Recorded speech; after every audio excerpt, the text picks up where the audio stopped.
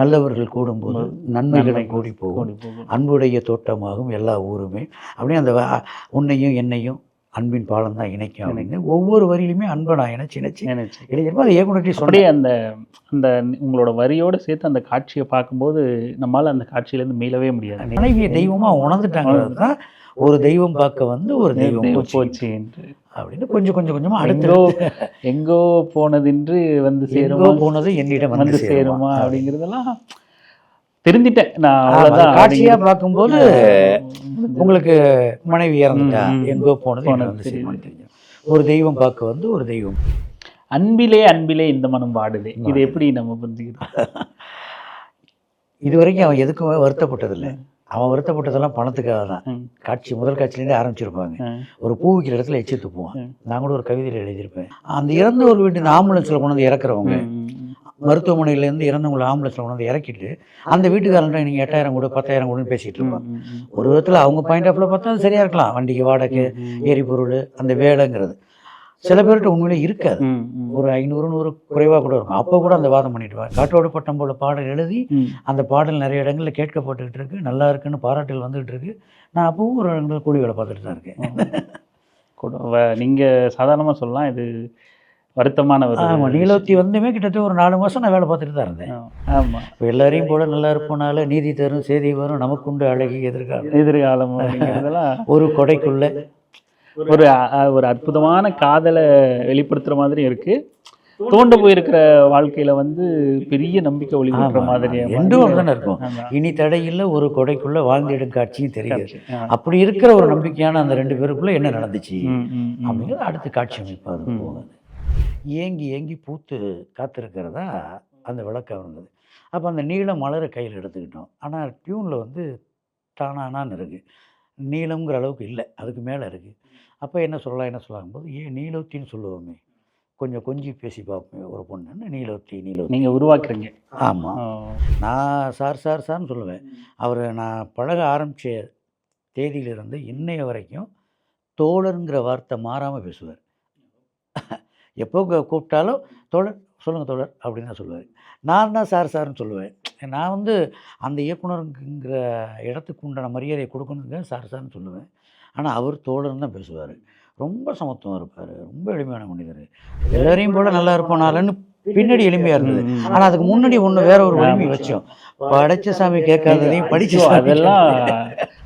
So நீங்கள் அம்பேத்கரை ரெஃபரன்ஸாக வைக்கும்போது அதனால் உங்களுக்கு வாய்ப்பு மறுக்கப்படுது. நல்ல விஷயம் தானே. நல்ல விஷயத்தை யார் சொன்னா என்ன, சொல்கிறது யாருன்னு நம்ம பார்க்குறத விட என்ன சொல்லப்பட்டதுன்னு பார்க்குறது தான் முக்கியமாக நான் நினைக்கிறேன். அதனால் வந்து நான் அப்படி ஒதுக்கப்பட்டால் சந்தோஷம் தான். இந்த மாதிரியான கருத்துக்களால் அல்லது இவரை ஃபாலோ பண்ணுறாரு அதனால் இவருக்கு வாய்ப்பு கொடுக்க வேணாம் அப்படின்னு ஒதுக்குனா அது சந்தோஷமான விஷயந்தான். நம்ம தவறானவர்களை ஃபாலோ பண்ணல. இப்போ எல்லாரையும் போல நல்லா இருப்போனால நீதி தரும் செய்தி வரும் நமக்குண்டு அழகி எதிர்காலம் ஒரு கொடைக்குள்ள ஒரு அற்புதமான காதலை வெளிப்படுத்துகிற மாதிரி இருக்குது. தோண்டு போயிருக்கிற வாழ்க்கையில் வந்து பெரிய நம்பிக்கை ஒளிபடுற மாதிரி என்றும் தானே இருக்கும். இனி தடையில் ஒரு கொடைக்குள்ளே வாழ்ந்திடும் காட்சியும் தெரியாது. அப்படி இருக்கிற ஒரு நம்பிக்கையான அந்த 2 பேருக்குள்ளே என்ன நடந்துச்சு அப்படிங்கிறது அடுத்த காட்சி அமைப்பு அது போகுது. பார்வையாளர்களுக்கு வணக்கம். நம்மோட இன்னைக்கு கவிஞர் சாரதி அவர்கள் இணைஞ்சிருக்காரு. வெறும் கவிஞர்னு நம்ம சொல்ல முடியாது. கிட்டத்தட்ட 25 ஆண்டு காலம் பாடல் எழுதுறது, கவிதை எழுதுறது இந்த துறையில் இயங்கிக்கிட்டு இருக்காரு. சரியாக சொல்லணும்னா த ஓஜி பாடல் ஆசிரியர் அப்படின்னு சொல்லலாம். நிறைய பாடல்கள் எழுதியிருந்தாலும் அதை அவரை ரொம்ப பிரபலமாக்கியது அப்படின்னு சொல்ல போனால் சிறை படத்தில் நீலோத்தி பாடலும், அயோத்தி படத்தில் காற்றோடு பட்டம் போல அப்படின்னு அவர்கிட்ட நிறைய நம்ம கேட்க வேண்டியது இருக்குது, கவிதை மொழியில் உரையாட வேண்டியது இருக்குது. வாங்க. வணக்கம் தோழர். வணக்கம். நான் நீங்கள் விருது வாங்கினதுலேருந்து நான் தொடங்கிடலான் இருக்கேன். விகடன் விருதுகளும் ஸ்டுடியோ 1 கோல்டு ஐக்கான் விருதுகள் கிடச்சிருக்கு. ரெண்டுமே நீலோத்தி பாடல் கிடச்சிருக்கு. எப்படி இருக்குது அங்கீகாரம்? மகிழ்ச்சியாக இருக்குது. முதல்ல மானுடம் போற்றும் அத்தனை மனிதர்களுக்கும் என்னுடைய வணக்கம். அரசியல் நேயர்களுக்கும் என்னுடைய வணக்கத்தை தெரிவிச்சுக்கிறேன். விகடன் விருது வந்து மகிழ்ச்சிக்குரியது தான். பொதுவாக படைப்பாளர்கள் எல்லாருக்குமே அந்த அங்கீகாரம் தானே மிக முக்கியம். அப்புறம் எனக்கு 2 விதத்தில் விகடன் விருதை நான் முக்கியமாக கருதுகிறேன். பாடப்புத்தகங்களை தாண்டி சிறு வயதில் படிக்க தொடங்கிய ஒரு வெளி இதழ் அப்படின்னா வந்து அது விகடன் தான். அதுக்கு காரணம் எங்கள் அப்பா வந்து பேப்பர் போடுறவங்க. எல்லா இதழ்களும் போட்டுட்டு வரும்போது விகடனும் போடுவாங்க. அதில் நான் படிக்கிறதுக்குன்னே விகடன் எடுத்துகிட்டு வருவாங்க. ஒரு 2-3 முறை நான் அதை புரட்டி பார்த்ததை கவனிச்சுட்டு எங்கள் அப்பா வாரம் அதை எடுத்துகிட்டு வருவாங்க. அப்படி விகடன் படித்து தான் நம்ம அதுக்கு வாசகரானோம். கிட்டத்தட்ட எங்கள் அப்பா வந்து ஒரு 50 ஆண்டு காலம் விகடனை சுமந்திருக்காரு. ஸோ அந்த அவர் சுமந்த புத்தகத்தில் அவருடைய பையன் புகைப்படமும், அந்த அந்த இதழின் நிறுவனம் நடத்துகிற ஒரு விருது விழாவில் பையனுக்கு ஒரு விருது கிடைக்கிறதுமா சேர்ந்து ஒரு வாசகனாகவும் எனக்கு அது பெருமை. எங்கள் அப்பாவுக்கான உழைப்புக்கான இருக்காங்க. எங்கள் அப்பா, அம்மா கையால் தான் அந்த விருதையும் நான் வாங்க வச்சேன். ஆமாம். அதுக்கு முதல்ல விகடனுக்கு நன்றி தெரிவிச்சுக்கிறேன். ரொம்ப மகிழ்ச்சி எங்களுக்கும். கிட்டத்தட்ட 25 ஆண்டு காலம் கலைத்துறை, கவிதையில் இயங்கிக்கிட்டு இருக்கிற நீங்கள், பாடலில் இயங்கிக்கிட்டு இருக்கிற பாடல் ஆசிரியராக இயங்கிக்கிட்டு இருக்கிற உங்களுக்கு இப்படியான ஒரு அங்கீகாரம் கிடைக்கிறதுல நாங்களும் உங்களை வாழ்த்துறோம். ரொம்ப மகிழ்கிறோம். நன்றி. நீங்கள் இந்த விருது வழங்கின அந்த கிளிப்ஸ் எல்லாம் நம்ம பார்க்க இருந்துச்சு. நீங்கள் போய் விருது வாங்கிறது, உங்களை புகைப்படமாக நம்ம பார்க்குறது அப்படி எல்லாமே ரொம்ப ஒரு எளிமையான தோற்றம் அப்படின்னு சொல்லிட்டு உங்களை பார்க்க முடியுது. வழக்கமாக கவிஞர்கள் அப்படின்னாலே வந்து ஒரு மிடுக்கு இருக்கும், இல்லை அவங்களுக்குன்னு ஒரு தனியான ஒரு உடல் மொழி, உடை அப்படின்ற எல்லாமே இருக்கும். பார்த்தாலே இவங்க ஓகே கவிதை எழுதுகிறவங்க அப்படின்னு புரியும். நீங்கள் உங்களை பார்க்கும்போது எப்படி தோணுதுன்னா, நம்ம வீட்டில் ஒருத்தர் இவர், ஒரு சாதாரண ஒரு நடுத்தர வீட்டில் இருக்கிற ஒரு அப்பா அம்மா மாதிரி, ஒரு அப்பா மாதிரி அப்படிங்கிற ஒரு உணர்வு கிடைக்குது. நீங்கள் அந்த கவிஞருங்கிற தோற்றத்துக்கு மாறணும்னு முயற்சி பண்ணலையா? நீங்கள் சொல்கிறத வச்சு தான் தெரியுது. பாடல்கள் மட்டும் கவனிக்கலை, ஒரு மனிதனுடைய அத்தனை விஷயங்களையும் கவனிச்சிக்கிட்டு இருக்கீங்க. அது மாற்றம், அப்படி ஒரு மாற்றம் தேவையில்லைன்னு நான் நினைக்கிறேன். சில பேருக்கு அது வந்து தேவைப்படலாம். இப்போ நீங்கள் சொன்னது தான், நானும் முன்னாடி சொன்னது தான். அப்பா வந்து ஒரு பேப்பர் போடுறவங்க தான். ரொம்ப எளிமையான குடும்பத்துலேருந்து எல்லா சராசரி மனிதனுக்குள்ளே எல்லா கஷ்டங்களையும் சந்தித்து வளர்ந்தவன் தான். சென்னையில் வந்தும் நிறைய போராட்டங்களை சந்தித்தவன் தான். அது என்னுடைய தனிப்பட்ட போராட்டம். அதை நான் பெருமைக்குரிய போராட்டமாக எப்பொழுதே சொல்லிக்க முடியாது. ஏன்னா என்னுடைய வாழ்க்கையை நான் அடுத்த கட்டத்துக்கு நகர்த்திட்டு போகிறதுக்கான போராட்டம் அது. நண்பர்கள் நிறைய பேர் உதவி செஞ்சாங்க, இப்போவும் செஞ்சுக்கிட்டு இருக்காங்க. ஆக நம்ம பழகின நண்பர்கள், நம்ம வாழ்ந்த முறை, நம்முடைய உறவு, ஊர் எல்லாமே அந்த எளிமை தான். இப்போ நம்ம எப்படி இருக்குமோ அதுதான். இதில் ஒன்றும் எந்த மாற்றமும் இல்லை. அப்புறம் அந்த பகட்டாக ஒன்று நம்ம செய்ய ஆரம்பிச்சுக்கிட்டோம்னா அதுக்கு முதல்ல தயாராகணும். அதை இருக்கோ இல்லையோ அதை நோக்கி நம்ம அதுக்குன்னு தனியாக ஒரு பொருளாதாரத்தை நம்ம ஒதுக்கிட்டே இருக்கணும். நம்ம நாளைக்கு என்ன செலவுக்கு தேவைப்படுதோ, இல்லை இந்த மாதம் வாடகைக்கு என்ன செலவுக்கு தேவைப்படுதுன்னு ஓடிக்கிட்டு இருக்கும்போது நம்ம அதை நோக்கி நம்ம கவனம் செலுத்த முடியாது. நண்பர்கள் சில நேரம் சொல்லுவாங்க இப்படிலாம் இருங்கன்னு, நாம் அதை விரும்புறதில்லை. நம்முடைய எழுத்துக்கள் பேசட்டும் அப்படிங்கிறது தான் நம்மளுடைய எண்ணமாக இருந்தது தவிர, மற்றபடி அதுக்காக இருக்கிறவங்கள நம்ம எந்த விதத்துலையும் நம்ம குறை சொல்லலை. அப்படி இருக்கக்கூடாதுங்கிறது நம்மளுடைய கருத்து இல்லை. நமக்கு அது பிறப்புலேயே வரல. உங்களை பார்க்கும்போது என்னமோ ஒரு ரொம்ப அதுதான் ஒரு வேளை அது நேர்மறையாகவும் இருக்கலாம், எதிர்மறையாகவும் இருக்கலாம். ஒரு கவிஞர் அப்படின்னு பார்த்தாலே கொஞ்சம் தூரம் வச்சு பார்க்குறதோ, இல்லை ஒரு முயற்சியாக பார்க்குறதோ, இல்லை அவங்க வேறு உலகத்தில் இருக்காங்க அவங்கள ஒரு அண்ணாந்து பார்க்குறதோ இல்லாமல் உங்களை ஒரு மாதிரி நெருக்கமாகவே பார்க்க தோணும். நம்ம குடும்பத்தில் கருப்பாக இருங்க தமிழ் உடனே ஒட்டிக்குவோம், நம்மளோட ரொம்ப நெருங்கி வரீங்க அப்படின்னு. நீங்கள் எளிமை அப்படிங்கிறத தாண்டி உங்கள் பாடல் வரிகளும் ரொம்ப ரொம்ப சாதாரணமாக இருக்குது. ஆனால் ஏதோ ஒன்று பண்ணுது மனசுக்குள்ளே. இப்போ நம்ம முதல் பாடலாக நீலோத்திக்கே வரும். நீலோத்தியில் வந்து பெரிய கவிதை, பொருள் புரியாதது, வார்த்தையை உடைச்சி அதுக்குள்ளே நிறைய புதைச்சி வச்சுருக்கீங்க அப்படிலாம் ஒன்றும் இல்லை. சாதாரண வார்த்தை தான். எல்லார் மாதிரியும் நாங்களும் நாளைக்கு நல்லா இருப்போம் அப்படிங்கிறதெல்லாம் அது கேட்க ஒரு மாதிரி என்னமோ பண்ணுது. ஆமாம், இல்லை எல்லாருக்கும் உள்ள எண்ணம் தானே. நிச்சயமாக எல்லார் மாதிரியும் நாமளும் நாளைக்கு நல்லா இருப்போம் அப்படிங்கிற வார்த்தையெல்லாம் சும்மா சாதாரணமாக சொல்லிட்டு போகிற மாதிரி இருக்குது. ஆனால் அது பாடலில் ஒரு மாதிரி பண்ணுது நம்ம இதயத்தை. அது எல்லாருக்கும் உண்டானது தான். நீங்கள் சொன்ன மாதிரி எல்லாரையும் போல நல்லா இருப்போம் நல்லாங்கிற எனக்கும் நான் சொல்லிக்கிட்டே இருந்தேன்.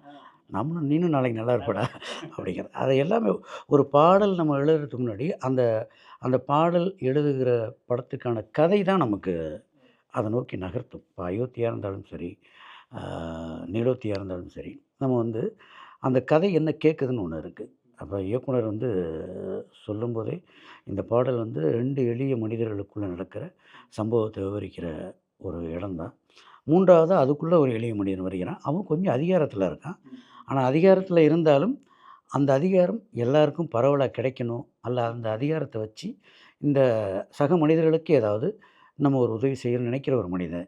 அப்போ நம்ம எல்லாருமே எளிய மனிதர்கள் தான். அப்போ இந்த பாடலும் எளிமையை நோக்கி இருக்கட்டும், பொதுவானதை நோக்கி இருக்கட்டும் அப்படிங்கிற மட்டும் சொன்னாங்க. அடுத்து இசையமைப்பாளர் ஜஸ்டின் பிரபாரன்ஸோட இசை வந்து அந்த அந்த களத்தை அப்படி தூக்கி மேலே நிறுத்துனுச்சு. அது அந்த அந்த டியூன் வந்து அப்படிப்பட்ட டியூன் அது. அப்படியே வருடுது நம்மள. ஆமாம். அதோட அந்த இசை, அந்த சூழல், அந்த கதைக்களம், நீங்கள் பயன்படுத்தியிருக்கிற வார்த்தையெல்லாம் எல்லாரையும் ஏதோ தட்டி கொடுக்குற மாதிரி இருக்கும். நாளைக்கு இருக்கு உனக்கு நீலோத்தி வருதுன்னா அதுக்கு முக்கிய காரணம் இசையமைப்பாளர் ஜஸ்டின் பிரபாரன்ஸோட இசை தான். அப்போ அந்த இசையும் சேர்ந்து வரும்போது நம்மளுடைய பொறுப்பு ஒன்று கொஞ்சம் அங்கே கூடுதலாகுது. ஒரு நல்ல ஒரு படைப்பில் நம்ம இருக்கோம். பொதுவாக எழுதும்போது நம்ம எந்த திட்டமும் இருக்காது. ஆனால் ஒரே ஒரு விஷயம் மட்டும் மனசில் இருக்கும். அதை ஒரு முறை ஜஸ்டின் பிரபாரன்ஸரே சொன்னார். வார்த்தைக்கு வார்த்தை வெரி குட் வாங்கணும்னு நினைக்கிறீங்க அப்படின்னு. அதாவது வரிக்கு வரி. அது உண்மைதான். அதாவது எல்லா வரிகள்லையும் அவர் ஸ்கோர் பண்ணியிருக்காரு அப்படின்னு சொல்லணுங்கிற எண்ணம் மட்டும் இருக்கும். ஆனால் அது வந்து நம்ம ஸ்கோர் பண்ணியிருக்கோமோ இல்லையாங்கிறது ஒரு பாடலை கொண்டு போய் இயக்குனர்கிட்ட கொடுக்கும்போது இயக்குனருடைய அந்த டிக்கில் தான் இருக்குது. அப்புறம் அடுத்த இசையமைப்பாளருடைய அந்த இது சரியாக இருக்குது, இந்த டியூனுக்கு சரியாக இருக்குது, சவுண்டிங் சரியாக இருக்குது. ஏன்னா இது வந்து பாடலுங்கிறத பொறுத்த வரைக்கும் கூட்டணி முயற்சி தான். கவிதையில் நம்ம என்ன வேணாலும் சொல்லலாம், கவிதை எழுதலாம், புத்தகம் போடலாம். அதுக்கு யாருடைய ஒப்புதலும் கூட தேவையில்லை. அது விமர்சனத்துக்குள்ளானதுன்னா நம்ம வந்து அதுக்கான விளக்கத்தை கொடுக்க தோணும். ஒருவேளை அது புரட்சிகரமான கவிதையாக மாறிடுச்சுன்னா நம்ம காலை தூக்கிடலாம், நல்ல கவிதை எழுதணும்.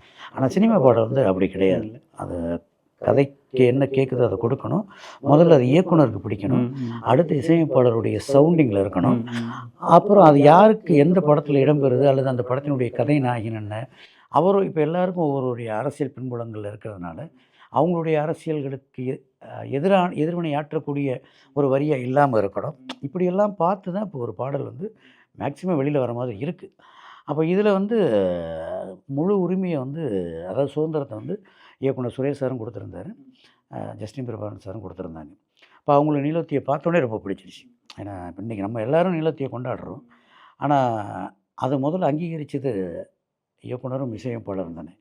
அவங்க 2 பேரும் அதை அங்கீகரிக்கலாம். இந்த மாதிரி அது ஒரு 8க்கு 10 ரூம்லேயே நீலோத்தி போயிருக்கும். கேட்கும்போது உங்களுக்கு எப்படி இப்படி போய் சேரும்னு தோணுச்சா முதல்ல அந்த பாடல் உருவான பிறகு? நிச்சயமாக பாடல் டியூனை கேட்கும்போதே ரொம்ப அற்புதமாக இருந்தது. அப்புறம் அந்த காட்சி அமைப்பு இது எந்த இடத்துல வருதுன்னு ஒரு பிளேஸ்மெண்ட் இருக்குல்ல, அந்த இடம் வந்து ரொம்ப முக்கியமான இடங்கிறது தெரிஞ்சது. அப்போ அந்த பொறுப்பை உணர்ந்து தான் நம்ம ஒரு பாடல் எழுத ஆரம்பிக்கிறோம். நம்ம டியூனை கேட்டதுமே நான் சொன்னேன், அதாவது பாடல் எழுதிட்டு இயக்குனர் சந்திக்கும்போது ரொம்ப அற்புதமாக இருக்குது சார் டியூனு.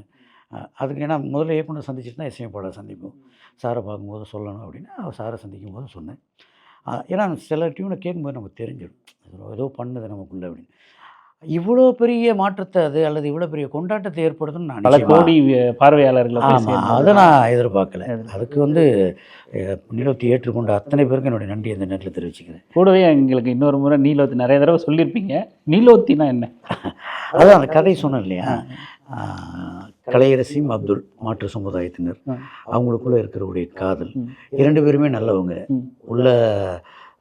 அதாவது சாட்சியே இல்லைன்னாலும் செஞ்ச குற்றத்தை தானே ஒப்புக்கொண்டு உள்ளே போகிற சிறைக்குள்ளே செல்கிற ஒரு அப்துல், சிறைக்குள்ளே போயிருக்கிற அப்துல் வருவானான்னு தெரியாமையே அவனுக்காக வெளியில் காத்துக்கிட்டு இருக்க ஒரு கலை.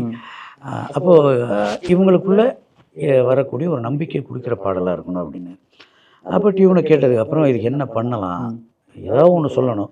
ஏன்னா ஜஸ்டின் பிரபாகரன் சார் சொன்ன மாதிரி வார்த்தைக்கு வார்த்தை நம்ம வெறிகொண்டும் வாங்கணும். அப்புறம் நீண்ட காலமாக நான் பாடல் பயணத்தில் இருந்தாலும் நிறைய பாடல்கள் எழுதலை. காற்றோடு பட்டம் போல மிகப்பெரிய வெற்றி அடைஞ்சாலும் அதுக்கப்புறம் ஒரு வருட காலங்களுக்கு எனக்கு பாடல் கிடைக்கல. அப்போ அதுக்கப்புறம் கிடைச்ச இந்த பாடல் இது. அப்போ இதில் வந்து நான் வீச்சான பாடல் அதுக்கப்புறமும் உங்களுக்கு பெருசாக கிடைக்கல. அதுக்கு என்ன காரணம்னு நம்மளை ஆராய முடியாது. நான் அந்த பாடலுக்கு அடுத்து வரேன். ஆமாம், அப்போ கிடைச்ச இந்த சந்தர்ப்பத்தை நம்ம சரியாக பயன்படுத்திக்கணும் அப்படின்னு தான் அதை எழுத ஆரம்பித்தோம். என்னவா அதை உருவாக பண்ணீங்க நீங்கள் நீலோத்தி? அதாவது இது எல்லாருக்கும் என்ன பாடலாக இருக்கணும் அப்படிங்கும்போது தானானா நாங்கள் அந்த டியூன் இருந்தது.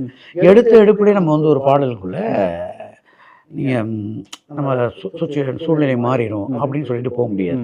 ஏன்னா இது 2 காதலர்களுக்குள்ளே இருக்கக்கூடிய நடக்கிற ஒரு விஷயம். காதல் பாடலாகவும் இருக்கணும், ரொம்ப உருகி கண்ணே மணியன்னு இருந்துடக்கூடாது. அப்புறம் அந்த கதைக்குள்ளே இத்தனை மனிதர்கள் வர்றாங்க, அந்த கதிரவன் ஆய்வாளர் வர்றாரு, ஒரு காட்சி அப்படியே பயணம் நீதியரசர் வர்றாரு, இவங்க சூழல் வருது, நம்பிக்கை வருது. இப்போ எல்லாத்துக்கும் அங்கே இருக்கணும். அப்படி இருக்கும்போது அப்போ முதல்ல பல்லவியை வந்து காதல் பயமாக வச்சுக்குவோம், சரணங்களில் கொஞ்சம் கொஞ்சமாக நகர்த்திட்டு போவோம்னு முடிவு பண்ணி அப்போ பல்லவியும் போது என்ன சொல்லலாம், ஒரு செல்லமாகவும் சொல்லணும், என்ன சொல்லணும். அப்போ இயக்குனர் சொன்னது இயல்பாக ஞாபகம் வந்துடுச்சு. இது பொதுவான எல்லா மனிதர்களுக்கும் சொந்தமான பாடலாக இருக்கட்டும், எல்லாரையும் சேர்கிற மாதிரியான பாடலாக. அப்போ நீளம்ங்கிற சமத்துவத்தை நமக்கு மனசில் வந்துடுச்சு. ஆனால் அங்கே டியூன் அப்படி இல்லை. அப்போ வழக்கம் போல் நமக்கு தமிழ் கை கொடுத்தது. முத்தொள்ளாயிரத்தில் ஒரு பாடல் ஒன்று உண்டு, கார்கரு நீளம் அப்படின்னு. அந்த பாடலோட பொருள் என்னென்னா, ஒரு நீல வண்ண மலர் வந்து தினசரி பூத்து பூத்து உதிர்ந்து போகும். ஏன் உதிர்ந்து போகுதுன்னா, அந்த வழியாக ஒரு இளைஞன், கிட்டத்தட்ட ஒரு இன்றைக்கி இருக்கக்கூடிய 6 பேக் இளைஞன் மாதிரி அந்த புலவர் வந்து அதில் விளக்கம் கொடுத்துருப்பார்.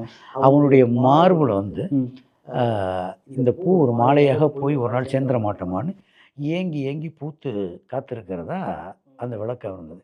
அப்போ அந்த நீல மலரை கையில் எடுத்துக்கிட்டோம். ஆனால் டியூனில் வந்து தானானான்னு இருக்குது, நீளம்ங்கிற அளவுக்கு இல்லை, அதுக்கு மேலே இருக்குது. அப்போ என்ன சொல்லலாம் போது, ஏன் நீலோத்தின்னு சொல்லுவோமே, கொஞ்சம் கொஞ்சி பேசி பார்ப்போமே ஒரு பொண்ணுன்னு, நீலோத்தி நீங்கள் உருவாக்குறீங்க. ஆமாம் அப்படின்னு அது. ஆனால் நீங்கள் சொன்ன அந்த மலர் மாலையாக போய் இயங்கணுங்கிறதுக்கும் இந்த சூழலுக்கும். ஆமாம், இந்த கலையரசி அப்படி தானே இருக்கா, அப்துல் எப்போ இணைவோம் அப்படிங்கிற, எப்போ சேர்ந்துருவோங்கிற மாதிரி இருக்கான். அவனும் அங்கே அப்படி தான் இருக்கான். அப்போ இப்படி ஒன்று எடுத்து பார்ப்போம். நீளங்கிறது அப்புறம் பொதுவான சமத்துவத்துக்குமான தான் ஆயிடுது. அப்படின்னு அதை எழுதணும். அது பார்த்தோன்னே இயக்குனருக்கு ரொம்ப பிடிச்சிருச்சு. இயக்குனர் இசையமைப்பாளர் ஜஸ்டின் பிரகாஷ் சார் ரொம்ப பிடிச்சிருச்சு. அப்புறம் சில மாயங்களை இது நிகழ்த்திடுச்சு. இந்த பாடலை நான் நிறைய தடவை கேட்டிருக்கேன். எனக்கு இது கேட்டு கேட்டு பிடிச்சி தான், யாரா இது எழுதுனது அப்படிங்கிற மாதிரி இருக்கும் எனக்கு, இப்படி யோசிச்சு எழுதியிருக்காங்க அப்படின்னு. அதுக்கப்புறம் இந்த நீலோத்திங்கிற வார்த்தையை தாண்டி அதுக்குள்ளே அந்த மதத்தை வந்து ரொம்ப அழகாக கையாண்டிருப்பீங்க. அதுக்கப்புறம் நான் முதல்ல சொன்ன மாதிரி எல்லாரையும் போல், எனக்கு அடிக்கடி நான் என் இனியர்கிட்ட நான் சொல்லிக்கிட்டே இருக்கிற வார்த்தை, எல்லாரையும் போல் நல்லா இருக்கும் நாளை அப்படிங்கிற, ரொம்ப சாதாரணமாக இருக்குது ஆனால் இது பண்ணுது அப்படின்னு சொல்லிட்டு நிறைய தடவை நாங்கள் ஒரு மாதிரி உணர்வு பொங்க பேசுவோம். நீங்கள் சொன்ன மாதிரி அது பெரிய கவித்துவம்லாம் எதுவுமே இல்லை. ஆனால் வந்து அந்த இயல்பான வார்த்தை தான் வந்து ரொம்ப சாதாரணமாக இருக்குது. என்ன பண்ணுது அதனால் இந்த பயிற்சியை கொடுத்தது வந்து காற்றோட பட்டம் போல. நம்ம ஒவ்வொரு வரிகள்லையும் ஏதாவது ஒன்று புதுசாக சொல்லணும், அது அறிவியல் பூர்வமாகவோ அல்லது தத்துவபூர்வமாகவோ எது வேணாலும் இருக்கலாம், புதுசாக சொல்லணும்னு தான் முயற்சி பண்ணி தான் எழுதுவோம். ஆனால் எனக்கு காற்றோடு பட்டம் போல பாடலுடைய வெற்றியும், அந்த பாடலை கேட்டுட்டு என்கிட்ட அந்த பாடலை பற்றி பகிர்ந்து கொண்டு பல மனிதர்களுடைய விஷயமும் எனக்கு உணர்த்தினது என்னென்னா, கிட்டத்தட்ட எவ்வளோக்கு எவ்வளோ எளிமையாக நம்ம ஒரு பாடலை கொடுக்குறோமோ அவ்வளோக்கு அவ்வளோ அது மக்களை வந்து அவங்க மனசுக்குள்ள போய் இதை ஒன்று செய்யுது.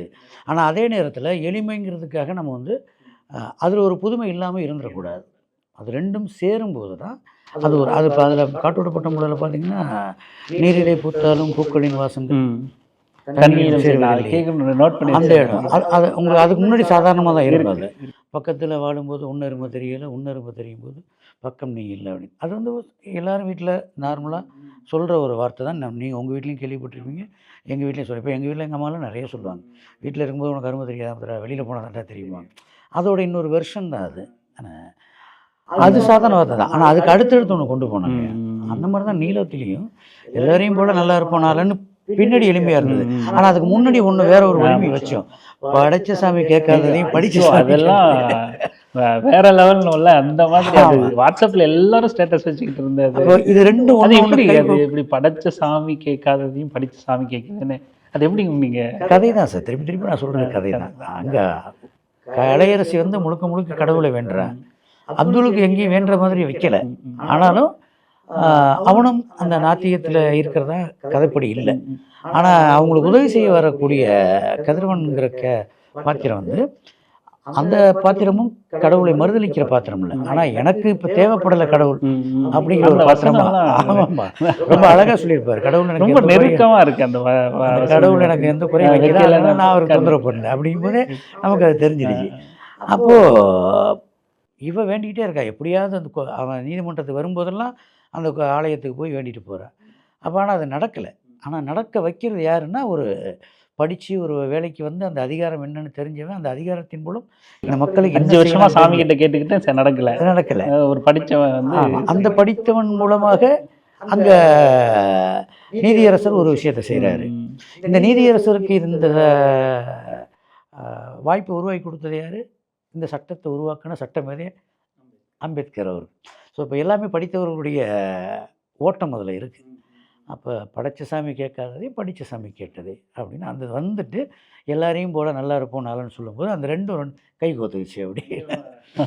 அதுக்கப்புறம் அதில் அந்த மதத்தை சொல்லும்போது சொல்லியிருப்பீங்க, மூசாவை தேடி ஈசங்கிட்ட தூவாவு செஞ்சு வணங்கினேன் அப்படின்னு சொல்லிட்டு வெளிச்சத்தை ரொம்ப ரொம்ப ரொம்ப ஒரு மாதிரி கனெக்டாக இருக்குது. ரொம்ப சாதாரணமாக மத ஒற்றுமையை பேசுகிற மாதிரி இருக்குது.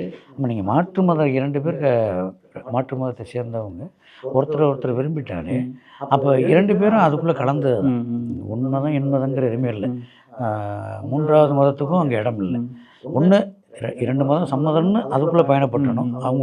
அவங்களுடைய வழிபாடை தொந்தரவு பண்ணாமல் அதை அப்படியே ஏற்றுக்கிட்டு அந்த காதலில் பயணப்படணும். இல்லை நமக்கு இது 2மே வேண்டாம், நம்ம இதை விட்டு வெளியில் போய் மதமற்ற மனிதர்களாக வாழ்வோம் அப்படிங்கிறதா இருக்கணும். இந்த கதை அதை நோக்கி போகலை. அப்போது இவங்க 2 பேரும் அந்த மதத்துக்குள்ளே தான் கடவுள் நம்பிக்கைக்குள்ளேயே சேர்ந்து வாழ்கிறாங்க. ஆமாம், அந்த எல்லைக்குள்ளே தான் இருக்காங்க. அப்போது மூசாவை தேடி ஈசங்கிட்ட, அதாவது நான் வணங்குற ஒரு நீ மூசாங்கிறவர் வந்து ஒரு இறை தூதர், ஒடுக்கப்பட்ட மக்களை விடுவிக்க வந்த ஒரு இறை தூதராக வரலாறு சொல்லுது. அப்போ நீனும் வந்து உள்ள ஒடுக்கப்பட்ட மனிதனாக தான் சிறைக்குள்ளே இருக்குது. உன்னை விடுவிக்க போகிற அந்த மூசாவை தேடி நான் வணங்குற ஈசன்கிட்ட நான் வேண்டுறேன் என்ன, அல்லது உன்னோட ஈசன்கிட்ட நான் வேண்டிக்கிறேன். ஏன்னா 2 பேருமே அதை அந்த இடத்த திருப்பி பாடுவாங்க. அப்போ வேண்டிக்கிறேங்க மாதிரி. அப்போ வெளிச்சத்தை காட்டிய மூமினுமேன்னு நம்ம வந்து அந்த வார்த்தையை நான் உங்ககிட்ட கேட்கணும். உங்களை சந்திச்சா அந்த வார்த்தையை தான் கேட்கணும்னு நினச்சேன். வெளிச்சத்தை காட்டிய அப்படின்னு ஒரு அந்த மூமின் அப்படின்னு சொல்லுவாங்க. மூமின், ஆமாம். அதான் வந்து ஈமானுக்கு அடுத்து இருக்கக்கூடிய ஒரு இடம் அது இஸ்லாமுக்குள்ள. ஆமாம், இஸ்லாமியர்களாக இருப்பது என்பது வேறு, ஈமானாக இருப்பது என்பது வேறுன்னு சொல்லுவாங்க. அதாவது பழனி பாபா அடிக்கடி சொல்லி கேட்டிருக்கேன், ஈமான் அப்படிங்கிறா ஈமான் தானே. ஆமாம், அதாவது ஏக இறைவனுக்கு அடுத்த நிலையில் இருக்கிறவராக அந்த முமின்களை பார்க்கிறதாக வரலாறு சொல்லுது.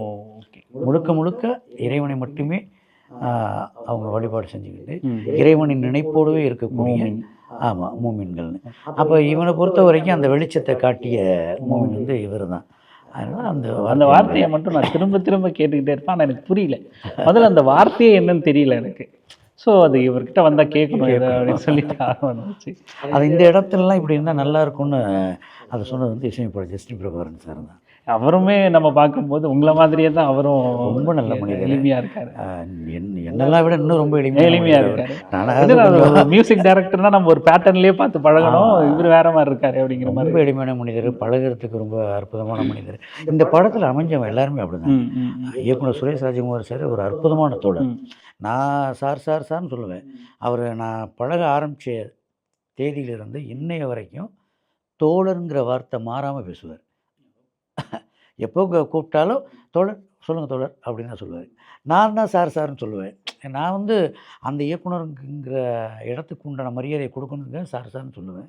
ஆனால் அவர் தோழர்னு தான் பேசுவார். ரொம்ப சமத்துவம் இருப்பார், ரொம்ப எளிமையான மனிதர், ரொம்ப பகட்டாலாம் இருக்க மாட்டார். அடுத்து பார்த்திங்கன்னா எங்கள் ஜஸ்டின் பிரபாகரன் சார், அவர் இன்னும் ரொம்ப எளிமையவர், எல்லாரையும் அரவணைக்கக்கூடியவர். நான் நிறைய நேர்காணலில் சொல்லியிருக்கேன். சினிமா துறையில் அதிகமாக அதாவது சாப்பிடாமல் அனுப்ப மாட்டாங்கன்னு சொல்கிற இடம் ராமபுரமும் விஜயகாந்த் ஐயா எடுத்து சொல்லுவாங்க. எனக்கு தெரிஞ்சு ஜஸ்டின் பிரபாகரன் சார் ஸ்டுடியோ அப்படிலாம். ஆமாம், அங்கே போனால் நீங்கள் அந்த சாப்பிடாமல் அனுப்ப மாட்டார். நமக்காக கேர் எடுத்துக்குவார். பாடல் வரிகள் எப்படி இருக்குன்னு பார்ப்பார். நமக்கு பாடல் எழுதி முடித்த பிறகு நமக்கான ஊதியம் வந்து நமக்கு சேர்ந்துருச்சாங்கிறத தெரிஞ்சுக்கிற வரைக்கும் எல்லாத்துலேயும் கூட இருப்பார். ரொம்ப நல்ல மனிதர் ஒரு இசையமைப்பாளர் ஜஸ்டின் பிரபாகரன் சார். இந்த நேரத்தில் விகடன் விருது கிடைச்சதுக்கு மிக முக்கிய காரணம் இயக்குனர் ராஜகுமாரி சாரும் இசையமைப்பாளர் ஜஸ்டின் பிரபாகரன் சாரும். அவங்க 2 பேருக்கும் என் நெஞ்சார்ந்த நன்றியை தெரிவிச்சுக்கிறேன். கூடவே நீங்கள் நீலோத்தியில் தொடங்கி நான் வந்து அயோத்தி பாடலுக்கு போகிறதுக்கு முன்னாடி இதை கேட்கணும்னு நினைக்கிறேன். நீலோத்தியில் தொடங்கி படைத்த சாமி கேட்காததையும் படித்த சாமி கேட்குது அப்படின்னு சொல்லி தொடங்கி சட்டம், படித்தவர்கள், அம்பேத்கரோட ரெஃபரன்ஸ் இப்படின்னு நீங்கள் எடுத்திருக்கிறத வச்சியும் பெரிய அளவில் பெரிய வீச்சாக பேசப்பட்ட பாடல்கள் இருந்த போதும் உங்களுக்கு வாய்ப்பு கிடைக்கலங்கிறத வச்சியும் ஒருவேளை நீங்கள் அம்பேத்கரியவாதி அப்படிங்கிற மாதிரியான தோற்றத்தினால உங்களுக்கு பாடல் வாய்ப்பு மறுக்கப்படுதா என்ன? அப்படிலாம் நான் நினைக்கல. அம்பேத்கர்வாதின்னா என்னென்ன என்ன என்ன அர்த்தத்தில் சொல்ல வரீங்கன்னு புரியல எனக்கு. ஒரு சமத்துவத்தை பேசுகிறோம். சமத்துவம் இல்லை, நல்லது இங்கே தானே. அம்பேத்கரை பேசுகிறதே சிக்கலில் இருக்குது தானே சமூகத்தில். ஸோ நீங்கள் அம்பேத்கரை ரெஃபரன்ஸாக வைக்கும்போது அதனால் உங்களுக்கு வாய்ப்பு மறுக்கப்படுது. நல்ல விஷயம் தானே. நல்ல விஷயத்தை யார் சொன்னா என்ன? சொல்கிறது யாருன்னு நம்ம பார்க்குறத விட என்ன சொல்லப்பட்டதுன்னு பார்க்குறது தான் முக்கியமாக நான் நினைக்கிறேன். அதனால் நான் அப்படி ஒதுக்கப்பட்டால் சந்தோஷம் தான். மகிழ்ச்சி. இந்த மாதிரியான கருத்துக்களால் அல்லது இவரை ஃபாலோ பண்ணுறாரு அதனால் இவருக்கு வாய்ப்பு கொடுக்க வேணாம் அப்படின்னு ஒதுக்குனா அது சந்தோஷமான விஷயந்தான். மகிழ்ச்சி தான். நம்ம தவறானவர்களை ஃபாலோ பண்ணல, நல்ல மனிதர்களையும் சமூகத்துக்கு தேவையான கருத்துக்களையும் அதற்கு தேவையான சட்ட விதிமுறைகளையும் உருவாக்கி கொடுத்தவர்களை தானே ஃபாலோ பண்ணுறோம். அதனால் அதை நான் மகிழ்ச்சி தான் அடைகிறேன். அப்படி மீண்டும் எங்களோட நீங்கள் நெருங்கி வரீங்க. என்ன, ஆனால் அதுக்காக நான் அப்படி ஒதுக்கப்பட்டதாக இது வரைக்கும் நான் நினைக்கல. இல்லை, சினிமா துறை பல்வேறு பாகுபாடுகள் நிறைஞ்சதாக இருக்கு. சினிமா அப்படி இருக்கும்போது அரசியல் இல்லாமல் இல்லை சினிமா துறையில். நிறைய பேர் சொல்லுவாங்க. நீங்கள் இதெல்லாம் சொல்லும்போது ஒரு ஒப்பீடாக நான் கேட்குறேன், வேற ஒன்றும் இல்லை. எனக்கு நீங்கள் இப்போ கேட்ட கேள்வி ஒரு புதுசாக இருந்தது, எனக்குமே யோசிக்க வச்சது. அதனால தான் அதுக்கு நான் பதிலாகவும் சொன்னேன். அப்படி ஒதுக்கப்பட்டு அது சந்தோஷம் தான் அப்படின்னு. மகிழ்ச்சி தான். நாங்கள் ஒருபோதும் உங்களை விலைக்கு குடும்பமாகவே பார்க்குறோம். அதுதான் வேணும். அன்பு தானே. அன்பை தவிர இங்கே என்ன இருக்குது? இந்த உலகத்தில் கடைசியில் எல்லா மனிதனுக்கும் மிஞ்ச போகிறது அன்பும் நினைவுகளும் தான். கார்ல் மார்க்ஸ், லெனின் ஐயா அவர் சொன்ன மாதிரி தான். சோசலிசம் என்பது முழுமையான கம்யூனிஸ்ட் இலக்கு. சோசலிஸ்ட் இலக்கு கம்யூனிஸ்ட். கார்ல் மார்க்ஸ் அவர்கள் சொன்ன மாதிரி, மாவோ அவர்கள் சொன்ன மாதிரி கம்யூனிசத்தில் அன்பு இல்லை, அது எதிரிகளை நெசுக்க பயன்படுத்தும் சுத்திங்கிற மாதிரி தான். ஆக நம்ம நினைக்கிறது அன்பையும் மானுடத்தையும் அது சார்ந்த விஷயங்களையும் கொண்டு போய் மக்களிடம் சேர்க்கணுங்கிறது தான். மிகப்பெரிய அளவில் நீலோத்திலையும் அயோத்திலையும் நம்ம தான் சொல்லியிருக்கோம். நான் நிறைய பாடல்களில் என்னுடைய பாடல்கள் எடுத்துக்கிட்டிங்கன்னா அதான் நான் பெரிய நிறைய பாடல் சொன்னதுனால இதை சொல்கிறேன். ஒன்று 1000 பாடல் நம்ம எழுதின ஒரு 200-300 பாடல்களையுமே பார்த்தீங்கன்னா பெரும்பாரிய பாடல்களில் நம்ம இந்த அன்பை மையப்படுத்தி எல்லா இடத்துலையும் பேசியிருப்பேன். சொந்த பந்தங்களை முக்கியத்துவப்படுத்தியிருப்பேன், அன்பை மையப்படுத்தியிருப்பேன், தெய்வங்களையும் முக்கியப்படுத்தியிருப்பேன். நம்புங்கன்னு எங்கேயும் நான் என்ன சொல்கிறது, தெய்வத்துக்கு ஒரு ரெப்ரசன்டேட்டிவாக நான் இருந்திருக்க மாட்டேன். ஆனால் அந்த நம்பிக்கையாளர்களுக்கும் ஒரு எழுதியிருக்கீங்க. ஆமாம், அது அந்த மாதிரியான கான்செப்ட்லையும் எழுதியிருப்பேன். அப்போது நம்மளுடைய பாடலோட தொடர்ச்சியாக பயணப்பட்டு பார்த்தோம்னா இது 3 இருக்கும். எல்லாத்துலேயும் முக்கியமாக ஒன்று இருக்கும், தமிழ் எங்கேயுமே சிதைக்கப்பட்டிருக்காது. அந்த தமிழ் ரொம்ப எளிமையாகவும் இலகுவாகவும் இருக்குது. அதை இந்த இளையராஜா பாடல்களால் எப்போவுமே அந்த காலத்து பாடல்களை சொல்லும்போது ரொம்ப சாதாரணமாக கூலி வேலை செய்கிறவங்க நாற்று நடும்போது இப்போ அவங்களால உள்வாங்கிக்க முடியும், கூட சேர்ந்து பாட முடியும். அந்த மாதிரி உங்களோட பாடல் வரிகள் ரொம்ப எளிமையாக எல்லாரோட கலக்கு. இந்த நீலோத்திலே தொடர் இன்னும் 2-3 வரியெல்லாம் இதை சொல்லிவிட்டு நம்ம அடுத்த பாடலுக்கு போயிடலாம்னு நினைக்கிறேன். ரொம்ப சாதாரணமாக நம்ம பேசிக்கிற மாதிரியே இருக்குது. அது உதாரணத்துக்கு சொல்லணுன்னா, பக்கத்துணை நானும் உண்டு நெஞ்சின் வலி ஆர்த்திக்க நேர்ந்து கிட்ட சாமி கிட்ட எஞ்சாமியை பார்த்துக்க. இன்னொரு வரி எண்ணம் போல வாழ்க்கை நம்பிக்கையாக போய் வா, நான் வருவேன் நான் வருவேன் அதுவரை நினைவில் கலங்காத அப்படின்னு சொல்லிட்டு ரொம்ப அதாவது பக்கத்தில் நான் உண்டு நெஞ்சின் வலி ஆர்த்திக்க. அப்போ அந்த பொண்ணு சைட்லேருந்து அதை சொல்லும்போது, ஏன்னா அவன் சிறைச்சாலையில் இருக்கான், இந்த பொண்ணு எப்படி இருக்கா, என்ன விதமான துயரத்தில் இருக்கான்னு பெருவாரி அவன்கிட்ட ஷேர் பண்ணிக்கல. அப்படி தான் அந்த கதையில் இருக்கும். ஆனால் ஒரு இடத்துல சொல்லுவாள், என்ன மாமா ரொம்ப தொந்தரவு பண்ணுறாரு, எப்படா வருவ அப்துல் அப்படிங்குவா. இப்போ அவங்களுக்கான விடுதலை கிட்டத்தட்ட உறுதி ஆகிடுச்சு, அடுத்த வாய்தாவில் அது நிகழலாம். அப்போ இந்த கேப் இப்போ இது வரைக்கும் விடையே தெரியல. இப்போ ஒரு விடை தெரிஞ்சிடுச்சு, அது என்னைக்குங்கிறது தான் அவங்களுக்கு குழப்பமாக இருக்குது. ஆமாம். அப்போ இப்போது நீங்கள் என்ன சொல்கிறது, நமக்கு ஒரு பொருள் கிடைக்காதுன்னு தெரியாத வரைக்கும் தேடிட்டு இருப்போம். உங்களுக்கு கிடைச்சிடுச்சு, இந்த தேதியில் அது கிடைக்குங்கும்போது அந்த சொல்லப்பட்ட நிமிடத்துலேருந்து அந்த நாள் வரைக்கும் நமக்கு ஒரு பரபரப்பு இருக்கும். அது இப்போ கிட்டத்தட்ட கலைக்கு அப்படி தான். அப்போ அதில் என்ன சொல்கிறேன், அவனுக்கும் அப்படி தான். அப்போ பக்கத்தில் நான் இருக்கேன், நீ இந்த 15 நாள் உள்ளே இருக்க போகிறீல்ல, இந்த வாய்தாக்கான காலகட்டம். இப்போ உனக்கு ஒரு வழி இருக்கும், இந்த வழி யாத்திக்க. அது இல்ல வழக்கமா இதயத்தின் வலின்னு சொல்லுவாங்க. ஆமா. நீங்க நெஞ்சின் வலின்னு. அது உங்களுக்கு சிவகங்கை பகுதியில் எடுக்கப்பட்ட ஒரு கிராமப்புற படம். ஆ. என்ன, ம். நமக்கு இதயங்கிறது ஒரு என்ன சொல்றது, நகர்ப்புறமான ஒரு படத்துல பாடல் எழுதும்போது பயன்படுத்தக்கூடிய சொல்லுது. ஓ சரி. என்ன, நெஞ்சு, நெஞ்சாங்கூடு, நெஞ்சுக்கூடு, ஆ. நம்ம ஊர்ல பயன்படுத்துறதுலாம் அதான். சரி. நெஞ்சு கூட்டுல கிடக்குறப்பா. ஆ, என்ன, ஆமா. இப்போ யாராவது ரொம்ப வயசானவங்கெல்லாம் இழுத்து காம்பரிச்சான்னு கிடைச்சிருந்தாங்கன்னு வச்சுங்களேன், யாரோ வெளிநாட்டில் இருக்க அவங்களுடைய மகனுக்கோ மகளுக்கோ ஒரு அந்த புள்ள வர்ற வரைக்கும் நெஞ்சு கூட்டில் தண்ணி கிடக்குப்பா ஆ, ஆ, அப்படிம்பாங்க. ஆமா. இதுதான் நம்மளுடைய சொல் அது. ஆ, அப்போ நம்ம அந்த மண் சார்ந்த பாடல்கள் எழுதும்போது அந்த மாதிரி சொல்லை பயன்படுத்துறது தான் நமக்கு நெஞ்சின் வந்து வலி இந்த மாதிரி. அந்த பாடலுக்கு செய்கிற நியாயமாக இருக்கும். ம், ம், ம். நான் வருவேன்னா அவன் கன்ஃபார்ம் ஆயிடுச்சு அவனுக்கு. அதனால நான் கலங்காது, நினப்புல கூட கலங்காது ஆ, அதெல்லாம் ரொம்ப அப்படின்ட்டு. கனவுல கூட கலங்காத அப்படிங்கும்போது ரொம்ப ஆறுதலா, ஆமா, அந்த நம்பிக்கையோட எல்லா போறவங்களுக்கு அடுத்து பிரச்சனையும் என்ன போயிடுச்சு, நடக்குது. நம்ம நாளைக்கு நல்லா இருக்க போறோம். அது அப்படியே நீங்க சொல்ற அந்த எழுதின பாடல் வந்து அப்படியே அது கதையோட முழுக்கவே அந்த பாடல் முழுக்க அடுத்தடுத்து ஸ்டெப் பார்த்தீங்கன்னா, ஆமா. இப்போ எல்லாரையும் போல நல்லா இருப்போனால நீதி தரும் செய்தி வரும் நமக்குண்டு அழகி எதிர்காலம். எதிர்காலம் அப்படிங்கிறதெல்லாம் ஒரு கொடைக்குள்ள ஒரு ஒரு அற்புதமான காதலை வெளிப்படுத்துற மாதிரி இருக்கு. தோண்ட போயிருக்கிற வாழ்க்கையில வந்து பெரிய நம்பிக்கை ஒளிவிடுற மாதிரி. எண்டும் அப்படிதானே இருக்கும். ஆமா. இனி தடையில்ல ஒரு கொடைக்குள்ள வாழ்ந்திடும் காட்சியும் தெரியுது. ஆ. அப்படி இருக்கிற ஒரு நம்பிக்கையான அந்த 2 பேருக்குள்ள என்ன நடந்துச்சு ம், ம், ம். அப்படிங்கிறது அடுத்து காட்சி அமைப்பு அது போகுது. சிறப்பு தல. நம்ம அடுத்த பாடலுக்கு போயிடலாம். காற்றோடு பட்டம் போல. இதுவும் கேட்டு கேட்டு கேட்டு கேட்டு அப்படியே அதிலே வந்து என்ன சொல்லணும்னா, அந்த பாட்டு நிறைய நம்மளை அப்படியே ஆற தழுவிக்குது. அது சின்ன காயமாக இருக்கட்டும், பெரிய காயம் பட்ட நபர்களாக இருக்கட்டும், எல்லாருக்குமே வந்து இது வந்து அப்படியே வாரி அணைச்சிக்குது. அந்த பாடலை கேட்கும்போது நீங்கள் எதிரில் வந்து அவங்கள வாரி அணைச்சிக்கணும் அப்படிங்கிற மாதிரி இருந்துச்சு. எப்படி எழுதியிருக்காரு மனுஷன், ரொம்ப சாதாரணமாக இருக்குது ஆனால் என்னமோ பண்ணுது அப்படிங்கிற மாதிரி. அந்த அளவுக்கு அப்படியே நம்மளை ஏந்திக்குது பாடல் வரி வந்து. அப்படியே எதமாக நம்மளை வந்து தட்டி கொடுக்குது, மடியில் போட்டு தட்டி கொடுக்குற மாதிரி இருக்குது. இந்த பாடல் எப்படி உங்களுக்கு? இந்த பாடல் எழுதுறதுக்கான வாய்ப்பு கொடுத்தது வந்து இயக்குனர் மந்திரமூர்த்தி சார். அவர் ம், கிட்டத்தட்ட எனக்கு இந்த பாடல் திரைத்துறையில் ஒரு மறுபிறவின்னு தான் சொல்லணும். ம், இந்த நேரத்தில் இயக்குனர் மந்திரமூர்த்தி சாருக்கும் இசையப்பட என்ன ரகுநந்தன் சாருக்கும் நன்றியை தெரிவிச்சுக்கிறேன். இந்த பாடலோட வெற்றியை காரணமும் கதையும் இசையும் தான். ம். அப்படியே மொத்த கதையும் ஒரு பாட்டில் சொல்லியிருக்கீங்க. பாட்டில் இருக்கும் அது. அதான் அது இயல்பாக சொல்ல போனா அமைதி. கதையை நீங்க வெளியிட்டீங்க. இல்லை, அது மெட்டஃபோரா சொல்கிறது பெரிய சவால். அது இங்கே என்ன நடந்துச்சுங்கிறத நீங்கள் நேரடியாக வார்த்தையில் சொல்லாமல் அதை வந்து வேறு ஒன்றா நீங்கள் கன்வெர்ட் பண்ணி வார்த்தையில் கொடுத்து முதல்ல ஆடியன்ஸ்ட்டு கொண்டு போய் அந்த ஃபீலை இறக்குறது இருக்குல்ல, அது பெரிய சவால். இப்போ நேரடியாக சொன்னால் ரொம்ப நல்லா சொல்லிடலாம். என்ன சொல்கிறது, வேறு பாடலுக்கு நம்ம உதாரணமாக சொல்கிறத விட நம்ம சும்மா ஒன்று சொல்லுவோமே, நான் இப்படி நினைக்கலையே நடந்துடுச்சே அப்படின்னா வந்து நேரடியாக சொல்கிறது. அதையே ஒன்று எதையோ நினைக்க எதுவோ நடக்க அப்படின்னு போனோம்னு வச்சிங்களேன், அது வேற ஒரு மெட்டஃபோர். அது என்ன, அவ்வளோதான் விஷயம் அதில். இப்போ இயக்குனர் மந்திரமூர்த்தி சார் வந்து இந்த கதையை சொல்லும்போது கிட்டத்தட்ட 2 மணி நேரம் சொன்னார் கதையை. அப்படி கண்ணு முன்னாடி அப்படி படம்.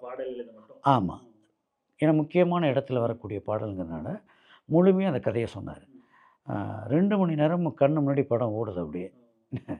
கிட்டத்தட்ட ஒரு 10 நிமிடத்துக்கு போனது பிறகுமே நம்ம அந்த கதைக்குள்ளே நம்மளும் ஒரு மனிதராக அங்கே மாறிட்டோம். எப்படா இவன் மாறுவான், எப்படா அந்த மனைவி மேலே அக்கறை காட்டுவான், இந்த குடும்பம் அங்கே போகுது, இங்கே போய் என்னென்ன இவனால் என்னென்ன பிரச்சனை சந்திக்க போகுதுன்னு பார்த்தா போன இடத்துல அவங்க இறந்துடுவாங்க. ஆனால் கடைசி வரைக்கும் அவன் மாறவே மாட்டான், கேரக்டர் மாறாது. அங்கே சம்மந்தமில்லாத ஒரு 3ஆம் நபர் வந்து சசிகுமார்ங்கிற பாத்திரம் வந்து உதவி செய்ய வருவார். அவருக்கு அங்கே இருக்க அவருடைய நண்பர்கள் உதவி செய்வாங்க. அவர் மூலம் அங்கே சேர்க்கக்கூடிய சக மனிதர்கள் உதவி செய்வாங்க. இது உண்மையிலே வந்து இந்த இடத்துல வந்து நான் ரஞ்சித் சார் சொன்ன ஒரு வார்த்தையை தான் சொல்லணும். சமீபத்தில் ஒரு பேட்டியில் கேட்டேன், முழுமையாக கூட கேட்கல. இந்த மனிதர்கள் நம்பித்தான் நம்ம பயணம் செய்யணும் அப்படின்னு சொன்னார். நான் அந்த கருத்தை வந்து முழுமையாக ஏற்றுக்கிறேன். இங்கே வந்து என்ன தான் நடந்தாலும் இங்கே சக மனிதர்களை நம்பித்தான் நம்ம வாழ்ந்தாகணும். ஒரு பேருந்தில் ஏறுறோம், ஓட்டுநர் நல்லபடியாக கொண்டு போய் நம்மளை ஊரில் சேர்த்துருவார்னு நினச்சி நம்பினா தான் நம்பி தான் அந்த பேருந்தில் ஏறுறோம். ஒரு உணவு விடுதிக்கு போகிறோம், இந்த உணவு விடுதியில் மாஸ்டர் நல்ல விதமாக சமைச்சிருப்பார், இதை சாப்பிட்டா நம்ம உயிருக்கும் உடம்புக்கும் கேடு வராதுன்னு தான் உட்காந்து சாப்பிட்றோம். அப்போ நம்மளை அறியாமையே நம்ம நிறைய சக மனிதர்களை நம்பி தான் இந்த உலகத்தில் நம்ம பயணத்தை நம்ம தொடங்கிட்டே இருக்கோம். நம்பாமல் எங்கேயுமே இல்லை. அது சில இடங்கள் நடக்கும், அது வேறு சில விஷயங்கள். ஆனால் இந்த நம்பிக்கை இல்லைன்னா நம்ம ஒரு சதுர அடியை கூட அங்கே எடுத்து வைக்க முடியாது. அப்போ அந்த நம்பிக்கையை வந்து அந்த கதையில் அயோத்தியில் வந்து நிறைய பேர் கொடுத்துருப்பாங்க. உண்மை. அந்த படமே நம்பிக்கைக்கான படமாக. ஆமாம், நம்பிக்கையான படமாக. தனக்காக வாங்கின ஒரு மோட்டர் வண்டியை வந்து விற்றுட்டு நண்பனுக்காக அவன் கஷ்டப்படம் கொடுப்பான். அங்கே மகளுக்கு மறுவீட்டு சடங்கோ அல்லது புதுப்பொண்ணாக வந்திருப்பான், தீபாவளிக்கு வந்திருப்பாங்க. அந்த நிகழ்ச்சியை விட்டுட்டு அந்த அந்த கேரக்டர் வந்து அந்த பாக்ஸை கொண்டு வந்து கொடுக்குறதா இருக்கட்டும், எல்லாருமே அந்த மருத்துவராக இருக்கட்டும், எல்லாருமே வந்து சக மனிதன் மேலே வச்சுருக்க அன்பையும் நம்பிக்கையும் வெளிப்படுத்துவாங்க. ஆனால் அந்த நீலோத்திக்கும் காற்றோடு பட்டம் போலலையும் இங்கே நீலோத்தியில் வந்து நீங்கள் வந்து அந்த மதத்தை கையாளுன்றிருப்பீங்க பாடல் வரிகளுக்குள்ள. இங்கேயும் வந்து இவர் இறுதியாக சொல்வார். ஒருவேளை அது கிளைமேக்ஸில் சொல்கிறதுனால அவர் அப்துல்னு சொல்வார். இரு கிளைமேக்ஸில் சொல்லுவார். நான் அந்த இறுதி வரியில் வச்சுருப்பேனே. Okay okay. சீதாராமனும் அப்படின்னு ஒரு வரி ஒன்று, எல்லாரும் இங்கே அன்பால் ஒன்று தான் அப்படின்னு ஒரு வரி. அப்துல் மாலிக்கும் சீதாராமனும் எல்லாம் ஒன்று தான், நண்பின் வழி போனால் நன்று தான் அப்படின்னு அந்த இறுதி காட்சியில் அவங்க 2 பேரும் கட்டி பிடிச்சிருப்பாங்க. அந்த பாடல் தனியாக வருது. ஆமாம், தனியாக பாடலாகவே இருக்காது. அந்த பாடலில் முழுக்க பார்த்தீங்கன்னா ஒவ்வொரு வரிக்கு கீழேயும் அன்பை நான் எழுதியிருப்பேன். மொத்தமாக அதில் ஒரு 25 வரி இருக்குன்னா ஒவ்வொரு வரிக்கு கீழேயும் அன்பை எழுதியிருப்பேன். ஆனால் ஒவ்வொரு முறையும் அந்த அன்பு வரும்போது வேற ஒன்றை சொல்லணும். எந்த மதமான போதும், எந்த மொழி பேசும்போதும், அன்பின் வழி செல்லும் போது எல்லாம் மாறுமே. நல்லவர்கள் கூடும்போது நன்மைகளை கூடி போகும், அன்புடைய தோட்டமாகும் எல்லா ஊருமே அப்படின்னு அந்த உன்னையும் என்னையும் அன்பின் பாலம் தான் இணைக்கும் அப்படின்னு ஒவ்வொரு வரியிலுமே அன்பை நான் இணைச்சி எழுதியிருப்போம். அதை இயக்குனர்கிட்ட சொல்லி அந்த அந்த உங்களோட வரியோடு சேர்த்து அந்த காட்சியை பார்க்கும்போது நம்மளால் அந்த காட்சியிலேருந்து மீளவே முடியாது. நிச்சயமாக அப்படியே நம்ம கூட இருக்கிற ஒரு நபராக மாறிடுவோம். நாம் பாதிக்கப்பட்ட நபராக மாறியிருப்போம். நாம் திருந்தக்கூடிய ஒரு நபராக மாறி. நான் அந்த கதையை கேட்கும்போது அப்படி தான் நினச்சேன். சொல்லி முடிச்சோன்னு இந்த பாடல் வந்து ரொம்ப முக்கியமான இடத்துல வருது. நமக்கு தெரியும் நிறைய இடங்களில் குடும்ப சண்டைகள் நிறைய நடக்குது. அதில் ஆண்களும் பெண்களும் பாதிக்கப்பட்டுக்கிட்டு இருக்காங்க. பெருவாரியாக பெண்கள் ரொம்ப பாதிக்கப்பட்டுக்கிட்டு இருக்காங்க. இது வந்து பாதிக்கப்படுகிற அந்த மாதிரியான பெண்களுக்கு அல்லது பாதிப்பை ஏற்படுத்துகிற ஆண்களுக்கான ஒரு மனவெளியை பண்ணி பெரிய தாக்கம். ஆமாம், ஒரு தாக்கத்தை ஏற்படுத்தினா நல்லா இருக்கும் அப்படின்னு நினச்சோம். கணவன் மனைவிக்கான பாடலாக மாறணும்னா இதை நினச்சோம். இசை அப்படி இருந்தது. முதல்ல வந்து இயக்குனர் கதையை சொல்லிட்டு போயிட்டாரு. கதை ஒரு பெரிய பாரத்தை ஏற்படுத்தினுச்சு. வீட்டுக்கு வந்த கொஞ்ச நேரத்துலலாம் ரங்கநாதன் சார்ட்டேருந்து அந்த டியூன் வந்துடுச்சு. டியூனை கேட்டால் அது வேற ஒரு தளத்துக்கு கொண்டு போகுது. நான் சமீபத்தில் கூட இயக்குனர் மந்திரமூர்த்தி சார்கிட்ட சொன்னேன், அது என்னை எங்கேயுமே போக விடலை, என் காலரை பிடிச்சி எழுதுன்னு அப்படின்னு சொன்னேன். சில மெட்டுகள் நமக்கு அப்படி தான் செய்யும். அது எழுதுகிறவங்களுக்கு தான் தெரியும். அதில் ரொம்ப தொந்தரவு போனேன். எங்கே போனாலும் அதுவே வாட இல்லைன்னா நம்ம எழுதி கொடுத்துட்டு கூட வந்திருப்போம். ஆனாலும் அது நமக்குள்ளேருந்து அது எழுப்புற அலையை வந்து ஓயாது. அது கேட்கும், நீ எனக்கு கொஞ்சம் சரியாக ஹேண்டில் பண்ணல, இன்னும் கொஞ்சம் நல்லா ஹேண்டில் பண்ணினேன், நீ கொடுத்துட்ட, டைரக்டர் ஓகே சொல்லிட்டாரு, மியூசிக், ஆனால் அது பத்தலடா, கொஞ்சம் ஏதாவது செய்யணும், நம்ம திருப்பி ஏதாவது ஒர்க் பண்ணுவோம், அதில் மறுபடியும் ஒர்க் பண்ணி கூட பார்த்து அதையும் கொடுத்துருக்கோம். அந்த மாதிரி நடந்திருக்கு. அப்போ இசையமைப்பாளருடைய ரங்கநாதன் சாருடைய இசையும் ரொம்ப அற்புதமாக இருந்தது. அப்போ மெல்ல மெல்ல எழுத ஆரம்பிச்சோம். முதல்ல வந்து அது இறுதி காட்சியில் வர வரிகள் தான் எழுதணும். பாடலை கேட்டுட்டு மந்திரமூர்த்தி சார் வந்து ஆனால் ரொம்ப பாசிட்டிவாக இருக்குது, எனக்கு ரொம்ப பிடிச்சிருக்கு, எல்லா வரையும் ரொம்ப பிடிச்சிருக்கு, ஆனால் பாசிட்டிவாக இருக்குது, இதை நான் வந்து இறுதி காட்சிக்கு பயன்படுத்திக்கிறேன். இப்போ நம்ம வந்து முழுக்க அந்த கணவன் மேலே போயிடலாம், அவன் தன்னை சுய விசாரணை பண்ணி பார்த்தா எப்படி இருக்கும் அப்படி போயிடலாம். ஆனால் எந்த இடத்துலையும் ஒரு குடும்பக்கார கணவனுங்கிறது வார்த்தையாக வந்துடக்கூடாது, மனைவி இறந்துட்டாங்கிறது வார்த்தையாக வந்துடக்கூடாது. அதான் நமக்கு டைரெக்டாக சொன்னால் வலிச்சிரும், ஆனால் இன்டெரக்டாக சொல்லி அதை திருத்தா. சரி, அப்போ வந்து பொதுவாக அப்போ என்ன பண்ணலாங்கும்போது அந்த சூழல் எப்படி மாறுனுச்சுங்கிறத காற்றோடு பட்டம் போல இந்த வாழ்க்கை தான், யார் சொல்லக்கூடும் அது போக்கதான், கண்ணால் காண்பது பொய்யாய் மாறுமா, எங்கோ போனது என்னிடம் வந்து சேருமா, மனைவியை தெய்வமாக உணர்ந்துட்டாங்கிறது தான் ஒரு தெய்வம் பார்க்க வந்து ஒரு தெய்வம் போச்சு அப்படின்னு கொஞ்சமாக அடுத்து எங்கோ போனதென்று வந்து சேருமா, போனது என்னிடம் வந்து சேருமா அப்படிங்கிறதெல்லாம் தெரிஞ்சிட்டேன் நான். அவ்வளோதான் காட்சியாக பார்க்கும்போது உங்களுக்கு மனைவி இறந்துட்டா, எங்கோ போனது வந்து சேருமான்னு தெரியும். ஒரு தெய்வம் பார்க்க வந்து ஒரு தெய்வம் போச்சு. அது என்னென்ன ஆச்சுன்னா, அது அந்த பாடலுடைய வீச்சு எப்படி போயிடுச்சுன்னா, கணவன் மனைவிக்குமான பாடலாக இருக்கும்னு நினச்சது ஒரு கட்டத்தில் பாதிக்கப்பட்ட அத்தனை மனிதர்களுக்குமான பாடலாம் அப்படி முதல்ல மாறினது. அப்புறம் நிறைய குடும்பத்தில் இருக்கக்கூடிய அண்ணன், தம்பி, அப்பா, அம்மா, நண்பர், தாத்தா, பாட்டி, அதான் எல்லா வகையான உறவுகளுக்குமே அதை நான் உங்ககிட்ட முதல் சொன்ன மாதிரி காயம் சின்னதோ பெருசோ எல்லாருக்கும் வந்து ஒரு வழி தேடுற வழியால் மாதிரி ஏதாவது அதை பண்ணது. ஆயிடுச்சு அது. அதே மாதிரி அந்த இறுதி காட்சி பாடலும் பார்த்தீங்கன்னா, எங்கெல்லாம் மனிதம் காயப்பட்டு அந்த காயத்துக்கு யாராவது மருந்தா மாறுறாங்களோ அந்த காட்சிகள்லாம் எடுத்து போட்டு அதுக்கு வந்து அந்த பாடலை எடுத்து போட்டுக்கிட்டு இருந்தாங்க. 2 பாடலுமே மிகப்பெரிய அளவில் போய் சேர்ந்துச்சு. அதுக்கு மிக முக்கிய காரணம் மந்திரமூர்த்தி சாரும் இயக்குனர் இசையமைப்பாளர் ரகுநந்தன் சாரும் தான். அயோத்தி தான் கிட்டத்தட்ட என்னை நீலோத்திக்கு கூட்டு போனது. அந்த மாயத்தை நிகழ்த்தியதும் அயோத்தியில் ஒளிப்பதிவாளராக ஒர்க் பண்ண மாதேஷ் மாணிக்க சார். அவருக்கும் இந்த நேரத்தில் என்னுடைய நன்றியை தெரிவிச்சுக்கிறேன். அப்புறம் தொடர பொதுவாக வந்து தனிமையை வந்து எல்லாரும் வந்து ஒரு மாதிரி ரொமான்டிசைஸ் பண்ணுவாங்க. அதை வந்து பெருசாக அது தனிமைங்கிறது பெரிய உயர்ந்த இடத்துல வைப்பாங்க. பெரிய பெரிய செலிப்ரிட்டிங்கெலாம் வந்து உங்களுக்கு எது பிடிக்குன்னா தனிமையில் இருக்கிறது பிடிக்கும்னு சொல்லி அந்த மாதிரி வந்து தனிமைங்கிறது வந்து ஒரு உயரமான இடத்துல வச்சுருக்காங்க. ஆனால் தனிமையாக இருக்கிறவங்களுக்கு தான் அதனோட வலி வந்து தெரியும். அந்த வலியை வந்து நீங்கள் இந்த பாடலில் வந்து சொல்லியிருந்தீங்க. தன்னந்தனி படகு போல தத்தளிக்கும் வாழ்க்கை போல தண்டனைகள் ஏதும் இல்லை இந்த மண்ணில் அப்படிங்கிறது வந்து மிக ஆழமாக வந்து அடிக்குது நமக்கு. அந்த அந்த தனிமைங்கிறது எவ்வளோ கொடுமை. அது வேணால் மருந்துக்கு கொஞ்சம் வச்சுக்கலாம். ஆனால் நம்ம சேர்ந்து வாழதான் அங்கே இருக்கோம். சேர்ந்து வாழ்கிறதான் எல்லா உயிர்களுக்குமான இயல்பு. அப்போது அது பிரிஞ்சு நீ தனியாக இருக்குன்னா அது மாதிரி தண்டனை வேறு இல்லை அப்படிங்கிறது வந்து அந்த வரியில் என்னுடைய வாழ்க்கையும் கொஞ்சம் இருக்குன்னு சொல்லலாம். எப்பொழுதுமே நமக்குள்ளே ஒன்று ஊறி கிடந்தால் தான் அது வேறு விதமாக அதுக்கான சந்தர்ப்பம் வரும்போது வெளிப்படாது. விதைகள் நீங்கள் இன்றைக்கி ஊனிடலாம், ஆனால் அது எப்போ முளைக்கணும்னு நம்ம முடிவு செய்ய முடியாது. விதையை ஊன்றது வேணால் நம்ம முடிவு செய்யலாம். முளைக்கிறது வந்து கால நேரம், மண்ணுடைய தட்பவெப்பம் எல்லாத்தையும் பொறுத்து தான் அதை முளைவிடும். அந்த மாதிரி நம்முடைய வாழ்க்கையில் சில விஷயங்கள் நமக்குள்ளே போய் ஊறி கிடக்கும். அது இந்த மாதிரியான வாய்ப்புகள் கிடைக்கும் போது படைப்புகள் நம்மளை மீறி வெளியில் வந்துடும். இப்போ நீங்கள் தன்னந்தனி படகு போல் தத்தளிக்கும் வாழ்க்கை அந்த வரிகள் வந்து பார்த்திங்கன்னா, நான் கூட்டு குடும்பத்தில் பிறந்தவன். அண்ணன், அப்பா, அம்மா, சித்தப்பா, சித்திங்க, தங்கச்சிங்க, தம்பிங்க, இப்படி ஒரு கூட்டு குடும்பத்தில் வாழ்ந்துட்டு வந்தவன் நான். எல்லா விசேஷங்கள்லேயும் ஒன்றா தான் இருக்கணும். இப்போவும் அப்படி தான் இருக்கிறோம்.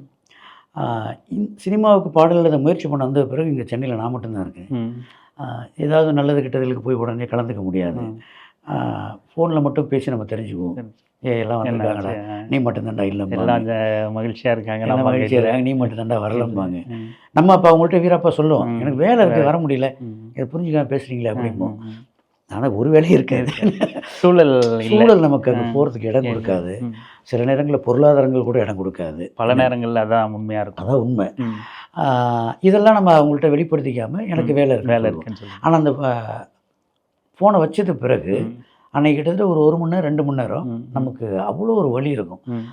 நம்ம அப்பா, அம்மா, சித்தப்பா, சித்திங்க, மாமா, மச்சங்கெல்லாம் அங்கே எல்லோரும் கலந்து பேசிகிட்டு இருப்பாங்க, சாப்பிட்டுக்கிட்டு இருப்பாங்க, நல்லது கெட்டதில் ஒன்றா கலந்து செஞ்சுக்கிட்டு இருப்பாங்க. நம்ம அப்படி தனியாக இருக்கணும்.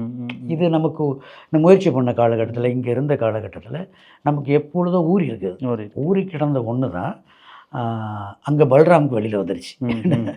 அப்படி தான் அதை நினைக்கிறேன். ஆனால் தனிமை வந்து ரொம்ப கொடுமையானது.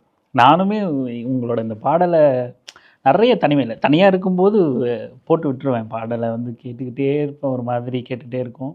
இந்த பொதுவாக வந்து இந்த மரணம் அடைஞ்ச வீடுகளில் என்ன பண்ணுவாங்க, நிறைய பெண்கள்லாம் போயிட்டு அவங்களும் போயிட்டு அழுவாங்க சேர்ந்து. நிச்சயமாக இப்போ ரொம்ப தூரத்தை சொந்தமாக இருக்கும், இல்லை சும்மா கேள்விப்பட்டிருப்பாங்க, ஆனால் பெண்கள்லாம் போய் கட்டி பிடிச்சு அழுவாங்க. ஆனால் அவங்களோட துன்பத்தை நினச்சி அந்த குடும்பத்துக்கு அந்த இழப்பாக இருக்கும், துன்பமாக இருக்கும். நீங்கள் என்ன ஆகும் சொன்னாலும் பண்ண முடியாது, ஈடு பண்ண முடியாது. கூட எல்லாரும் போய் அவங்கள நினச்சி மட்டும் அழ மாட்டாங்க, அவங்களோட சொந்த சோகத்தை நினச்சி அழுதுட்டு இருப்பாங்க. அந்த போகிற உங்களோட பாடல் வந்து அந்த அந்த அந்த விஷயமே வந்து ரொம்ப அழகாக இருக்கும். நான் கிராமப்புறங்களில் நிறைய இருந்ததுனால பார்த்துருக்கேன். அந்த நிறைய பேர் ஆத்மார்த்தமாக அழுவாங்க. சில பேர் அன்புக்கு, அதாவது என்ன வந்துட்டோமே கிட்டத்தட்ட அந்த துக்கம் நடக்கிற வீடுக்கு முன்னாடி வரைக்கும் நிறைய விஷயங்களை பேசிட்டு வருவாங்க. சிரிச்சு பேசிட்டு இருப்பாங்க. அந்த எல்லை வந்தோடனே பதறி அடிச்சுட்டு வருவாங்க. நாங்கள் பார்த்துக்கிட்டு தான் இருப்போம். என்னடா இது வரைக்கும் நல்லா தானே வந்தாங்க, ஏன் அப்படி ஓடுறாங்கன்னு. சில பேருடைய அன்பு அக்கறை வந்து உண்மையாகவே இருக்கும். இது எல்லாம் கலந்தது தான் உலகம். அதான் பெண்கள் இயல்பாகவே ரொம்ப இறுக்கமானவங்களா, அவங்களோட மனதில் உள்ளதை பெருசாக பகிர்ந்துக்க வாய்ப்பு இல்லாதவங்களா இது நாள் வரைக்கும் அப்படி தான் நிச்சயமாக அது உண்மை. இப்போ கொஞ்சம் கொஞ்சம் தளர்வுகள் ஏற்பட்டிருந்தாலும் அப்படி தான் இருந்திருக்கு இத்தனை நாள் வரைக்கும். ஸோ அந்த இறுக்கங்கள்லாம் உடைச்சி அல்றதுக்கான ஒரு வாய்ப்பாக கூட அந்த ஒப்பாரியை வந்து ஒப்பு கூட்டி ஒப்பாரியில் பயன்படுத்தி இப்போ அதுவும் அந்த மாதிரி உங்கள் பாடல் வந்து நீங்கள் ஒரு சூழலுக்கு எழுதியிருக்கலாம், அந்த படத்தில் ஒரு கதாபாத்திரம் இருந்திருக்கலாம். நமக்கெல்லாம் வந்து அப்படியே நம்ம கண்ணை மூடி கேட்கும்போது கண்களில் வந்து ஈரம் கசியாமல் அது கசியவே முடியாது. எத்தனையோ தடவை அந்த பாடல்களை எத்தனை தடவை கேட்டாலும் அப்படி இருக்கும். அதுவும் அந்த சூழல்லாம் நம்ம அந்த அந்த காட்சியில் கூட சசிகுமார் வந்து சாப்பாடு வாங்கி கொடுப்பாரு. ஆமாம். அந்த பொண்ணும் பசியோட தான் இருக்கும், ஆனால் வேண்டாம் ஒரு மாதிரி இருக்கும். அதெல்லாம் பார்க்கும்போது நம்மளை உழுக்காமல் இருக்காது அந்த. ஏன்னா அந்த நேரத்தில் அந்த பொண்ணால் சாப்பிட முடியாது. ஆனால் தன் தம்பியோட பசியை உணர்ந்து அந்த துக்கத்துலேயும் அந்த பொண்ணுக்கான சாப்பாடு அது அந்த மாதிரி இருக்கும். அதுக்கப்புறம் நீங்கள் சொன்ன மாதிரி கூட்டு குடும்பம்னு சொல்லியிருந்தீங்க.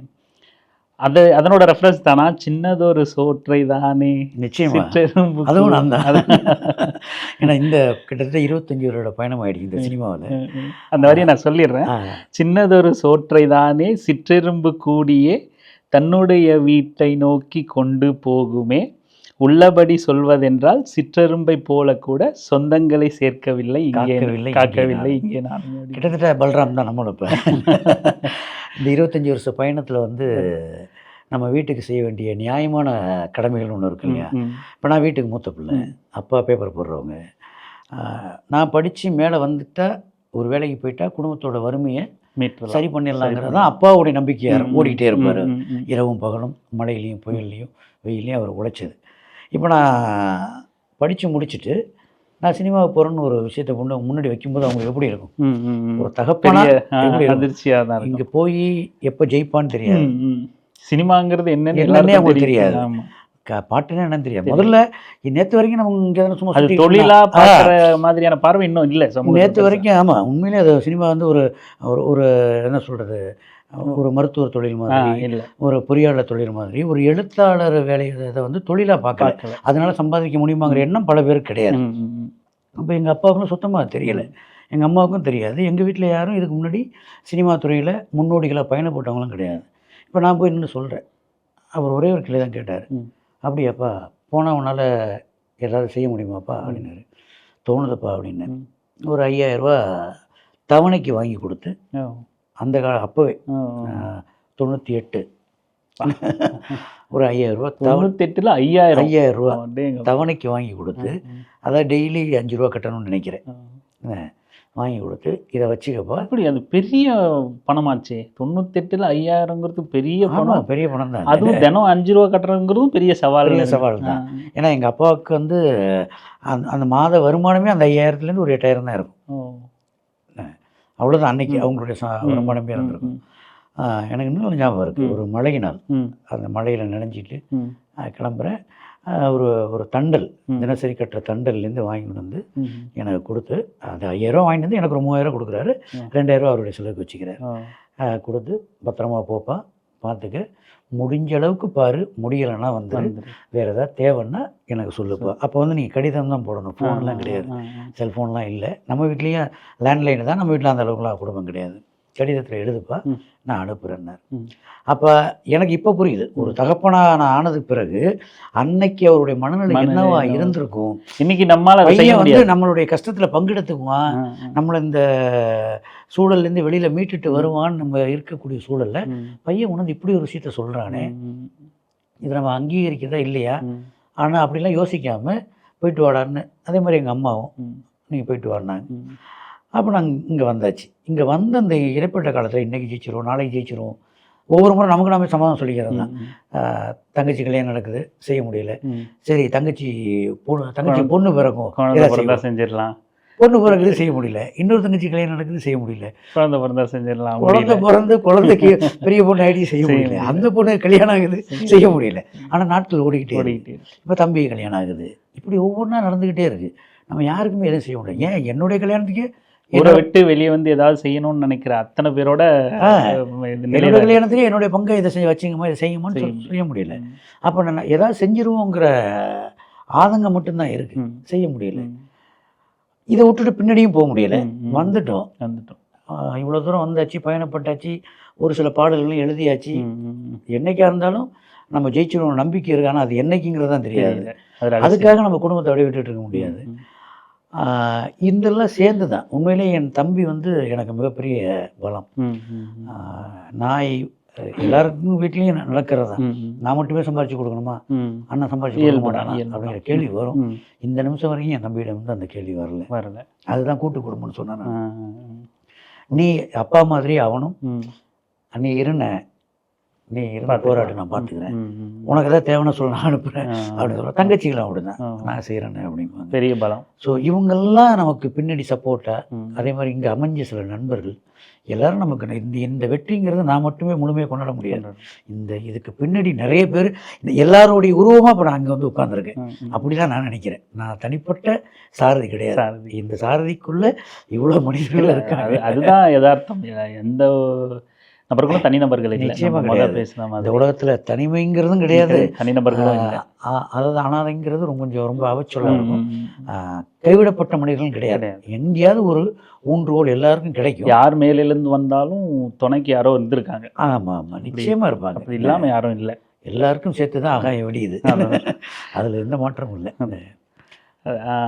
அதோட அந்த அந்த பாடலில் வந்து நீரிலே பூத்தாலும் பூக்களின் வாசம் தான் தண்ணீரிடம் சேர்வதில்லையே. இது எப்படி பிடிச்சிங்க? அதை இயக்குனர் சொல்லிட்டாரு. பையன் கூட அந்த காட்சியெல்லாம் அப்பயே சொல்லிட்டாரு. நீங்கள் அந்த பாடல் வரி கேட்கும்போது தான் ஆமாம் அப்படி தானே அப்படிங்கிற மாதிரி நமக்கு தோணுது. ஆமாம், நீ தண்ணி கிட்ட போகிறது இல்லை, வாசனை நம்மக்கிட்ட தானே வருது அப்படிங்கிற மாதிரி. அது அதுக்கப்புறம் தான் நம்ம யோசிக்க ஆமா இல்லை அப்படிங்கிற மாதிரி. அவர் சொன்னது தான். பையனை சாப்பிட கூப்பிடுவார், அவன் வரமாட்டான், அம்மா அக்கா கிட்ட போயிடுவான். அப்புறம் இறுதி காட்சியில் பார்த்தீங்கன்னா அந்த விமான நிலையத்தில் ஒரு பொண்ணை வெளிநாட்டுக்கு கட்டி கொடுத்து அனுப்புகிற ஒரு அப்பாவும் பொண்ணுமான இன்டிமேஷன் ஒன்று வச்சுருப்பார். அதே அப்படியே கொஞ்சம் அந்த கேமரா பேன் பண்ணால் இவங்க அப்பா ஒரு அந்த நாற்காலியில் ஒரு முனையிலையும் பொண்ணு ஒரு முனையில் உட்காந்துருப்பாங்க. இவங்களும் அப்பா அம்மா தான் இந்த நாட்டில் தான் இருக்காங்க. சாரி, இவங்களும் அப்பா பொண்ணு தான் இந்த நாட்டில் இருக்காங்க. இவனும் அப்பா பொண்ணு தான் இந்த நாட்டில் தான் இருக்காங்க. ஆனால் அவங்க 2 பேருக்குள்ள கனெக்ஷன்னா நம்ம 2 பேருக்குள்ள கனெக்ஷன். அப்போ நான் உனக்கு சரியான அன்பை செலுத்த தவறிட்டேங்கிறத அவன் உணர்ற இடம் இருக்குல்ல, அதை வந்து அந்த இடத்துல சொல்லிட்டு வந்தார். இப்போ அந்த பையனும் அவனை விட்டு அக்கா கிட்ட ஓடிடுவான். அப்போ அதை சொல்லணும், ஆனால் நேரடியாக இருக்கக்கூடாது. அப்போ என்னங்கும்போது நம்ம வழக்கம் போல் ஒரு தேடுதல் தான். அப்படி தேடும்போது தான் ஏன் தண்ணியில் பூக்கிற பூ ஆனால் தண்ணி அதில் இல்லை. ரொம்ப அற்புதமான வரி. அப்போ ஒவ்வொரு மனிதனும் அப்போ நீரில் உருவாகிறோம் தான் ஒவ்வொரு மனிதனும். அப்போ அதுக்கும் நம்ம அறிவியல் பூர்வமாக அதுக்கும் நம்ம கதைக்கும் அதை கனெக்ட் பண்ணிக்கலாம் அப்படின்னா அப்புறம் மந்திரமுடி சாருக்கு அது ரொம்ப பிடிச்சிருந்தது. அன்பிலே அன்பிலே இந்த மனம் வாடுதே, இது எப்படி நம்ம புரிஞ்சுக்கிறோம்? இது வரைக்கும் அவன் எதுக்குமே வருத்தப்பட்டதில்லை. அவன் வருத்தப்பட்டதெல்லாம் பணத்துக்காக தான். முதல் காட்சியிலேருந்தே ஆரம்பிச்சிருப்பாங்க. ஒரு பூ விற்கிற இடத்துல எச்சி துப்புவான். நான் கூட ஒரு கவிதையில் எழுதியிருப்பேன், கடல் பார்க்க தெரியாதவர்களிடம் கொடுத்து விடாதீர்கள் குழந்தைகளை அப்படின்னு. என்ன, கடல் வந்து ஒரு அற்புதமான, நீங்கள் வந்து எவ்வளவு நேரம் வேணாலும் நீங்கள் கடல் பார்க்கலாம், ரசிச்சுக்கிட்டே இருக்கலாம். ஒவ்வொரு நிமிஷமும் அது கொடுக்குற ஆச்சரியங்கள் வேறு வேறு விதமாக இருக்கும். அப்படிப்பட்ட கிட்டத்தட்ட குழந்தைகளும் அப்படிதான். குழந்தைகள் அவ்வளோ ஆச்சரியங்களை நம்ம கொண்டு பண்ணோம், ரொம்ப அருமையான கோபங்களையும் உண்டு பண்ணோம். அது வேறு விஷயம். என்ன, எவ்வளோ கோபங்களை உண்டு பண்ணாலும் நம்ம குழந்தைகளை தான் நம்ம கண்டிப்பாக அடிப்போம் தவிர இன்னொரு குழந்தைய அடிக்க மாட்டோம். அதிகபட்சம் கோபமாக அல்லது ஏதாவது ஒரு கடுஞ்சொல் முகபாவனை மாற்றிட்டு சொல்லுமே தவிர பலார்னு ஒரு இன்னொரு குழந்தை நம்ம அடிக்க மாட்டோம்.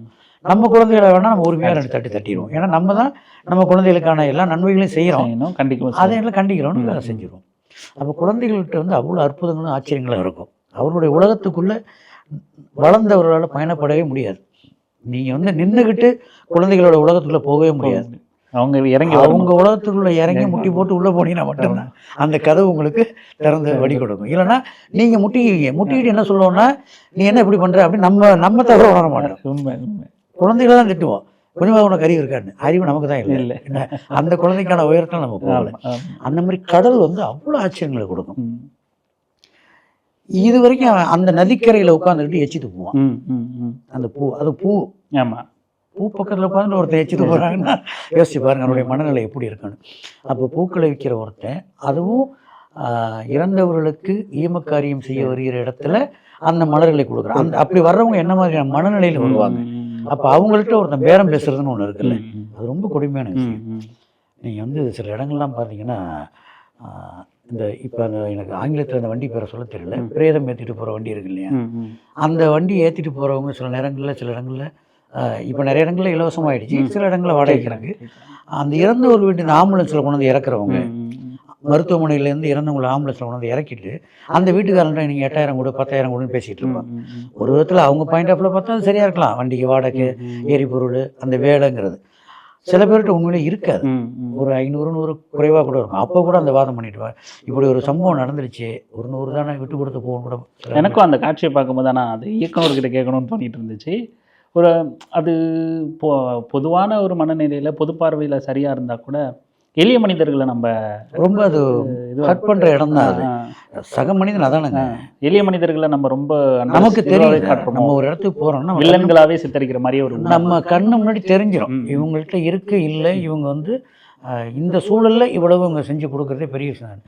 அப்போ அந்த மாதிரி இடங்களில் வந்து நம்மளுடைய தொழிலில் சில விஷயங்களை விட்டு கொடுத்து போகிறது தான் முறையாக இருக்கும் நான் நினைக்கிறேன். நான் யாரையும் குறை சொல்லலை, குற்றம் சொல்லலை, அது என்னுடைய வேலையும் இல்லை. இதை நான் பார்த்துருக்கேன் நிறைய இடங்களில். ஒருத்தவங்க துயரத்தில் இருப்பாங்க, அந்த எரியிற வீட்டில் முடிஞ்ச வரைக்கும் பிடுங்கிறதுன்னு ஒன்று பழமொழி சொல்லுவாங்க, அந்த மாதிரி சில இடங்கள் நடக்கும். அந்த மாதிரி தான் இந்த பல்ராம் கேரக்டரும் அந்த ஈமச்சடனுக்கு வர்றவங்கள்ட்ட கரெக்டான காசை வசூலிக்கிறது, பணத்தை கொண்டு போய் சேமிக்கிறது, அப்புறம் அந்த கடவுள் நோக்கத்திலேயே குழந்தைக்கு சிறுநீர் வருதுன்னு சொல்லும்போது கூட இல்லை அங்கே தரிசனம் பார்க்கணும், அது முக்கியம்னு அழைச்சிட்டு போகிறது, எல்லாமே அவன் உறவு சார்ந்து அவனுடைய நடவடிக்கையே இருக்காது, பணம் இது சார்ந்தே இருக்கும். அப்போ இப்படிப்பட்ட ஒருத்தன் முதல்ல என் மனசு வாடுது, எதுக்காக வாடுதுன்னா அன்புக்காக வாடுது. அதான் பார்க்கும்போது ரொம்ப இதுவாக இருக்குது. ஆனால் என்ன சொல்ல வராரு அப்படிங்கிற மாதிரியும் இருக்கும், அன்பில் எப்படி மனம் வாடுது அப்படிங்கிற மாதிரியும் இருக்கும். அந்த நல்லா இருந்துச்சு. அன்பு தானே சார் எல்லாத்தையும் கொண்டிருக்காங்க. நீங்கள் ஒருத்தர் மேலே எவ்வளோக்கு அன்பாக இருக்கிறீங்களோ அவங்க நல்லா இருக்கும்போது நமக்கு சந்தோஷம் அதிகமாகும். ஒருவேளை அவங்களுக்கு ஏதாவது துக்கங்கும்போது அவங்க எங்கே இருந்தாலும் சரி நம்ம மனசு நமக்கு சொல்லாமலேயே நம்மள்ட்ட ஒரு முக வாட்டத்தை ஏற்படுத்தி கொடுக்கும். மற்றவங்களுக்கான அது தெரியாது, நமக்கு தெரியும். இந்த அவங்க சரியில்லை, நம்ம நேசிக்கிறவங்களுக்கு உடல்நிலை சரியில்லை, அல்லது அவங்களுக்கு நினச்சது ஒன்று நடக்கலை அப்படிங்கிற அந்த துக்கத்தை அவங்க எவ்வளோ தூரத்தில் இருந்தாலும் நம்ம வெளிப்படுத்திடுவோம். அது அவங்களுக்கு தெரியணும்னு அவசியம். நம்ம அவங்க மேலே அன்பாக இருக்கும், அந்த அன்பினுடைய வாட்டத்தை அவங்களுக்கு காமிக்கணும்னா அது வந்து நடிப்பு, அது தெரியப்படுத்தாமல் இருக்கிறது தான் அன்பு. அப்படி வாடுறதா தான் அது இருந்தது. ரெண்டாவதுல பார்த்தீங்கன்னா கல்லிலே பூவும் பூக்குதே அப்படின்னு அது மாதிரி இருக்கும். அதுதான் சொல்ல வந்தனால அந்த பாடலை தொடங்கினதுல இருந்து அவர் மாறிட்டாருங்கிறத திருந்திட்டார் அவர் அப்படிங்கிற சொல்கிற மாதிரி முதல் ஒரு இடத்துல கண்ணிலே ஈரம் பாயுதே கல்லிலே பூவும் பூக்குதே அப்படின்னு வச்சுருப்பீங்க. இன்னொரு இடத்துல கல்லிலே காலம் மாற்றுதே அப்படின்னு ரொம்ப கல்லிலே பூவும் பூக்குதே கல்லையும் காலம் மாற்றுதே அப்படின்னு சொல்லி. காலம் மிகப்பெரிய மருத்துவ ஆசிரியர்னு சொல்லுவாங்க, அது உண்மைதான். நீங்கள் எல்லாருக்கும் எல்லா பதிலையும் இங்கே காலம் வச்சுருக்கும். ஒன்றே ஒன்று தான், அந்த பதில் கிடைக்கிற வரைக்கும் நாம் பொறுத்திருக்கணும். அதனால் அந்த இடத்துக்கு அதை பயன்படும். ஏன்னா அங்கேயே வெடித்து அழுதுட்டான் அவன், தன்னுடைய தவறை முழுமையாக உணர்ந்து அந்த சவப்பெட்டி எடுத்து வைக்கும்போதே அவன் வெடித்து அழுதுட்டான். இயக்குனர் வந்து அப்படியே அந்த இடத்த வந்து உருவாக்கி கொடுத்துட்டார். அதுக்கப்புறம் தான் அந்த பாடல் ஆரம்பிக்குது. அப்போ அந்த முழு டிரான்ஸ்மிஷன் நம்ம காமிச்சாங்க. அப்போ கொஞ்சமாக ஒரு தத்துவத்திலேருந்து ஆரம்பித்து காற்றோட பட்டம் போல். அது எப்படி கல்லிலே முதல்ல பூவும் பூக்குதேன்னு வைக்கிறீங்க, அதுக்கப்புறம் காலம் மாறுதேன்னு வைக்க, அது என்ன கணக்கில் வச்சு? திட்டமே இல்லை, கிடையாது. அது அந்த நேரத்தில் அது உள்ளேருந்து பிரிக்கிட்டு வந்தது தான். ஆனால் அது அவர் திருந்திட்டார் அப்படிங்கிற மாதிரி அதை கன்வெர்ட் பண்ண சொல்லுது. அது மட்டும்தான் நம்ம நோக்கம். நமக்கு ஒரு எதாக இருந்தாலும் மாறும் அப்படிங்கிற ஒரு நம்பிக்கையும் கொடுக்குற கல்லையும் காலம் மாற்றுதே. அந்த காலம் எல்லாத்துக்கும் ஒரு முடிவு. வைரம் பாஞ்ச மரங்கிறாங்க, வைரம் பாஞ்ச மரம் எப்படி? கல் என்ன நீண்ட கால பாறை வந்து ஒரு வைரம் பாஞ்ச மரம் மாதிரி இருக்குது. அப்போ ஏதோ ஒரு ரியாக்ஷன் நடக்குது. இயற்கை வந்து நிறைய வினைகளை இங்கே வச்சிருக்கு. ஒன்றோடு ஒன்று சேராமல் இன்னொன்று நடக்காது. என்ன இப்போ நான் பேசுகிறேன்னா அது உங்கள்கிட்ட கேட்குதுன்னா நான் பேசுறதுனால மட்டும் நடக்கல. இந்த சுற்றி உள்ள இருக்கக்கூடிய காற்று, இப்போ நான் ஒரு மனிதன் ஒரு வார்த்தை ஒரு எழுத்து உச்சரிக்கணும்னா உடம்புல இருக்க 72 தசைகள் ஒன்றா சேர்ந்து இயங்கணும்னு சொல்கிறாங்க. அப்போ இவ்வளோ இயங்குறதுனால தான் நான் இவ்வளோ நேரம் பேசிட்டு இருக்கேன். இதில் ஒன்று எங்கேயாவது ஒத்துழைக்கலனாலும் வார்த்தை கூட அறியும். அப்போ ஒன்றை ஒன்று சார்ந்து தான் இங்கே எல்லாமே. அப்போ அந்த சார்ந்து இருக்கக்கூடிய நடக்கிற விஷயம் என்னென்னா அந்த காலம் தான் நிகழ்த்தாது. என்ன எல்லாரும் இங்கே அதிர்ஷ்டசாலிகள் தான், யாரும் இங்கே துரதிர்ஷ்டசாலி கிடையாது. நமக்கான தூதுன்னு ஒருத்தர் இருப்பாங்க. இந்த தூதுவனை அடையிறதுக்கான ஒரு தூரம் இருக்குல்ல, அந்த தூரத்தை தான் நான் காலமாக பார்க்குறேன். அவ்வளோதான்.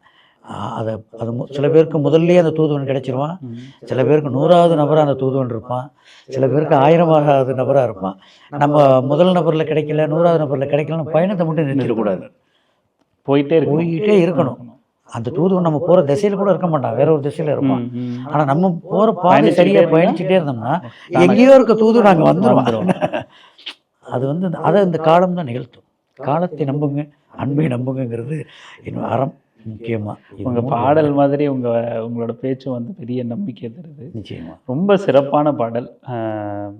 என்றைக்குமே காலத்தால் அழிக்க முடியாத எவர் கிரீன் சாங்ஸ் சொல்லுவாங்க இல்லையா, அந்த மாதிரி எப்பவும் நீலோத்தியும் காற்றோடு பட்டம் போலையும் வந்து எல்லாரையும் வந்து தேத்திக்கிட்டே இருக்க போகிற பாடல். பல பேரை வந்து துவண்டவங்களை தட்டி கொடுத்து சாதிக்க ஆசையாக தானே சார். பாடலில் வந்தது என்னென்னா, நிறைய பாடலாசிரியர் பாடலை கேட்டு தான் நமக்கு வந்திருக்கோம்.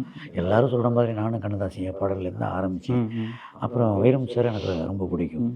இங்கே வந்தது பிறகு தான் நிறைய பாடலாசிரியர்களை பற்றி தெரிஞ்சுக்கிட்டேன். மருதகாசி, காமு ஷெரீப்பு, வாலி ஐயா, முத்துலிங்க ஐயா, காமராசன் ஐயா, மேத்தா ஐயா, புலமைப்பித்தன் ஐயான்னு இங்கே வந்து அவ்வளோ அற்புதமான பாடலாசிரியர்கள். கங்கை மரணி ஐயா, ஒவ்வொருத்தரும் தங்களுடைய ஆற்றல் வந்து அபரிதமாக அங்கே வெளிப்படுத்தியிருக்காங்க. எல்லாரும் பெரும்பாலும் வெளிப்படுத்தின இடங்கள் பார்த்திங்கன்னா அந்த எளிமையை தொட்டு தான் வெளிப்படுத்தியிருக்காங்க. நிறைய பாடல்கள் எழுதுனா தான் வந்தேன். அப்புறம் போக போக இவங்கெல்லாம் தெரிஞ்சிக்க ஒவ்வொருத்தரை பற்றி படிக்க குறைந்த பாடல் எழுதினாலும் பரவாயில்ல, நிறைவான பாடல் எழுதின ஒரு இடத்துக்கு வந்து இப்போ காற்றோட பட்டம் போல, நீலோத்தி, ஆறாரோ ஆரிராரோ, ஓஷ். நான் எழுதின முதல் பாடலே மிகப்பெரிய பரவலாக வெற்றி பெற்ற பாடல் தான். காதல் சொல்ல வந்தேங்கிற திரைப்படத்தில் யுவன் சங்கர் ராஜா சார் இசையமைப்பில் ஓஷலா. இன்னைக்கும் கல்லூரி இளைஞர்கள் மத்தியில் அது வந்து கிட்டத்தட்ட 15 வருடங்கள் ஆகிடுச்சு. தேசிய கீதம் மாதிரி. ஆமாம், இன்னைக்கும் நீங்கள் முதல் வருட மாணவன்ட்டு போய் கேளுங்க, நிச்சயமாக சொல்லுவாங்க சார் அந்த பாட்டு நீங்கள் தான். அதாவது ஒரு சின்ன ஆச்சரியம் இருக்கும், நீங்கள் எழுதுனீங்களா சார் அப்படி அந்த கவிதை கேட்டுட்டு இருந்தேன். தோள்கள் பேசுதே, தோளும் அருகே நீ அமர்ந்தாய் அடி, தோளும் கதை பேசுது உரசாதே உயிர் கோபுரம் சாயுதே அப்படின்னு அந்த பாடல். அது முழுக்க அந்த கல்லூரி முதலாம் ஆண்டு மாணவன் அவனுக்குள்ள அந்த கல்லூரியை விட்டு வெளியில் போகாமல் அதுக்குள்ளே வச்சுக்கிட்டே ஒரு பாடல் என்ன செய்யலாம். இப்போ அதில் பார்த்திங்கன்னா நிறைய ஊமைகள் புதுசாக நம்ம முயற்சி பண்ணி பார்த்துருவோம். அந்த புதிய ஊமைகள் தான் இந்த 15 வருட காலமாக அந்த பாடல் இன்னும் உயிர்ப்புடன் வச்சிருக்கு. இப்போ இதுக்கு இடையில் எவ்வளவோ கல்லூரி பாடல் வந்துச்சு. இப்போ சமீபத்தில் முட்டைக்கலைக்கு பள்ளிக்கூட பாடல் வந்து கூட பெரிய வியூஸை கலெக்ட் பண்ணி எல்லார் மத்தியிலும் பெரிய வெற்றி பெற்றது. ஆனாலும் ஓஷலாவுக்கு இன்னமும் வந்து ரசிகர்கள் கூட்டம் இருக்காங்க. அந்த பாடலை சொன்னால் ஆனால் அது நீங்கள் எழுதினதானே எனக்கு ரொம்ப பிடிக்கும். இப்போ கல்லூரி மாணவர்கள் சொன்னால் நான் இப்போ அடிக்கடி கேட்குறேன்னே அப்படிம்பாங்க. படையாட்கள்னா அந்த பாடல் வந்த நேரத்தில் 2010, 12, 15களில் கல்லூரியில் இருந்தவங்க இன்னைக்கு கல்யாணம் ஆகி தகப்பன்மாரெலாம் இருக்கவங்க அப்பெல்லாம் அது பயங்கர. ஆமாம், அன்றைக்கி என்னென்னா இந்த சமூக வலைத்தளம் கிடையாது, சிடியாக இருந்த காலகட்டம்.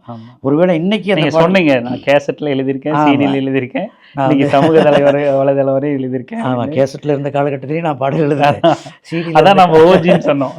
கீழே சிடிக்கு இருந்த காலகட்டத்தையும் பாடல் எழுதணும். இன்னைக்கு வந்து பென்ட்ரைவர், சமூக வலைத்தளம் யூடியூப் கொண்டு வந்ததுக்கப்புறம் பாடல் எழுதியிருக்கோம். அந்த பாடல் அவ்வளோ வரவேற்பு பெற்றது. ஆனாலுமே அதுக்கு பிறகு நிறைய பாடல் கிடைக்கல. நமக்கு ஒருவேளை இப்படி தான் இருக்கும் போல இருக்குது. ஒரு பாடல் கிடைச்சி அது வெற்றி அடைஞ்சி ஒரு நீண்ட காலம் திருப்பி இடைவெளி விட்டு எனக்கு எங்களை வந்து சந்திச்சிருக்கீங்க, எங்ககிட்ட பேசியிருக்கீங்க. நிச்சயமாக நீங்கள் வந்து தொடர்ந்து இந்த திரையுலகில் நிறைய பாடல். இப்போ நீலோத்தி வந்து உண்மையிலே நிறைய பாடல் எழுதுவதற்கான வாய்ப்பு கொடுத்துருக்கேன். நானே ஒரு நேர்காணலில் சொன்னேன், நீலோத்தி எழுதியும் பெரிய மாற்றம் இல்லைன்னு. ஏன்னா ஒவ்வொரு பாடலும் எழுதிட்டு நான் வேலைக்கு போயிடுவேன். இங்கே என்னென்ன அடிப்படை தொழில் இருக்கோ எல்லா வேலையும் பார்த்துருக்கேன். இப்போவும் நான் பார்த்துட்டு தான் இருக்கேன். இப்போ தான் ஒரு 2 மாதமாக வேலைக்கு போகாமல் இருக்கேன். எல்லா வேலையும் அடிப்படை அன்றாடத்தில் கூலி வேலை மாதிரி என்னென்ன வேலை கிடைக்குதோ எல்லா வேலையும் பார்த்துருவேன். ஏன்னா நானும் வாடகை கொடுக்கணும், சாப்பிடணும், எல்லா நேரமும் நண்பர்கள் தொந்தரவு பண்ண முடியாது. 2014க்கு பிறகு குடும்பம் ஆகிடுச்சு, குழந்தைகள் ஆகிட்டாங்க. இப்போ நம்ம யார்கிட்டையும் போய் கையேந்தி நிற்க முடியாது. நண்பர்கள்ட்ட அதை இதை கொடுங்க தொந்தரவு நமக்காக கேட்ட காலம் ஒன்று உண்டு. ஆனால் இப்போ நமக்கு குடும்பமாக இருக்கும்போது நம்ம அவங்களுக்கும் போய் சேர்த்து எல்லா நண்பர்களும் நம்மள மாதிரி கஷ்டப்படுற நண்பர்கள் தான். அதனால் இப்போ நம்ம காற்றோடு பட்டம் போல பாடல் எழுதி அந்த பாடல் நிறைய இடங்களில் கேட்கப்பட்டுக்கிட்டு இருக்கு, நல்லா இருக்குன்னு பாராட்டுகள் வந்துகிட்டு இருக்கு. நான் அப்பவும் ஒரு இடங்கள் கூலி வேலை பார்த்துட்டு தான் இருக்கேன். நீங்கள் சாதாரணமாக சொல்லலாம், இது வருத்தமான ஒரு ஆமாம், நீலவத்தி வந்துமே கிட்டத்தட்ட ஒரு 4 மாதம் நான் வேலை பார்த்துட்டு தான் இருந்தேன். மார்ச் எண்டு வரைக்கும் நான் வேலை பார்த்துட்டு தான் இருந்தேன். நிறைய பேர் சொல்லுவாங்க, என்ன வேலைக்கு போயிட்டுருக்குங்கிறீங்க, உங்கள் பாட்டு அங்கே இருக்குது இங்கே இருக்குது, எல்லோரும் இன்ஸ்டாகிராம்லாம் கொண்டு அதுக்கு என்னங்க பண்ணுறது? நம்ம ஒரு வேலையை செஞ்சோம், அது சமூகத்தில் போய் மக்கள் மனசில் அது ஒரு இடம் பிடிச்சிருக்கு. ஆனால் பாராட்டுகள் நிறைய கிடைக்குது, பொருளாதாரம் இன்னும் வந்து சேரலை, வரும் அப்படின்னு. அதுக்கப்புறம் கொஞ்சம் கொஞ்சமாக வந்து அது நீலவத்திக்கான மாற்றம் கிடைக்க ஆரம்பிச்சு. முதல்ல ஒரு சமூக வலைத்தளங்களில் பேச போகும்போது தான் நீலவத்திக்கான ஒரு பரிசாக புத்தர் சிலை கொடுத்தாங்க. புத்தர் வந்த நேரமோ என்னமோ தெரியல. அதுக்கப்புறம் நிறைய பாடல் இப்போ கிட்டத்தட்ட ஒரு இந்த 2 மாதங்களில் ஒரு 50 படங்களுக்கு எழுதியிருக்கேன். ரொம்ப மகிழ்ச்சி. தொடர்ச்சியாக அடுத்தடுத்து உணவு வரும். சில படங்களில் எழுதி நல்லா இல்லைன்னு சொன்னதும் உண்டு. அது நடக்கும். அது நம்ம எழுதுகிற எல்லா படமும் நல்லா இருக்குன்னு சொல்ல முடியாது. அது இயல்பு தான். அது இயல்பு. ஏன்னா அதுதான் சொன்னேன், நம்மளுடைய கனவுன்னு ஒன்று ஒப்படைப்போம், அவங்க ஒரு கனவு நம்மள்கிட்ட ஒப்படைப்பாங்க. இந்த 2 கனவுக்கும் வயாமடியாக நம்ம ஒரு வேலையை செய்வோம். சில பேருக்கு அது பிடிக்கும், சில பேருக்கு அது பிடிக்காது. பிடிக்கலங்கிறதுக்காக நம்ம வந்து துவண்டும் போயிடக்கூடாது. பிடிச்சிருச்சுங்கிறதுக்காக நம்ம தான் மிகச்சிறந்த கவிஞர் அப்படிங்கிற. இப்போ வீடன் விருது கிடைச்சிருக்குன்னா அந்த வருடத்தில் எழுதின அத்தனை பாடலுமே சிறந்த பாடல்கள் தான். குறிப்பாக வீடனுடைய அந்த நாமினி லிஸ்ட்டில் இருந்த அத்தனை பாடல்களுமே சிறப்பான பாடல்கள் தான். அதை எழுதின அத்தனை கவிஞர்களுமே சிறப்பான கவிஞர்கள் தான். ஆனால் விருதுங்கிறது ஒருத்தருக்கு தான் கொடுக்கப்படுங்கிறதுனால நமக்கு கிடைச்சிருக்கு. அந்த விருதை வந்து நான் எல்லா பாடலாசிரியர்களும் சார்பாக தான் வாங்கியிருக்கேன், நான் மட்டும் அதை வாங்கிக்கல. அதனால் எல்லாருமே நல்ல பாடல்கள் எழுதிட்டு இருக்காங்க. அது மாறும், சில இடங்களில் சிலருக்கு பிடிக்கும், சிலருக்கு பிடிக்கும். அதுதான் எல்லாமே ஏற்ற இருக்காங்க. நிச்சயமாக. அதோட நீங்கள் வந்து பாடல்களில் பேசுகிறதோட நிறுத்தாமல் எங்களை மாதிரி ஆட்கள் கிட்ட தொடர்ந்து பேசணும் அப்படின்னு நினைக்கிறோம்.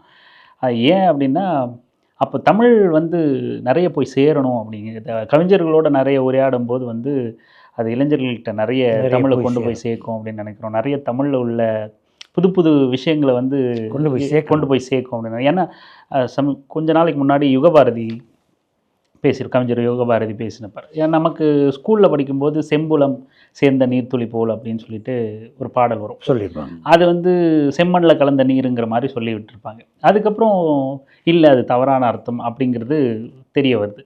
ஆனால் அதுக்கு உண்மையான அர்த்தம் என்னன்னு தெரியல. அது ஒரு நேர்காணலில் வந்து கவிஞர் யுகபாரதி வன்புலம், மென்புலம், செம்புலம் அப்படின்னு சொன்னார்.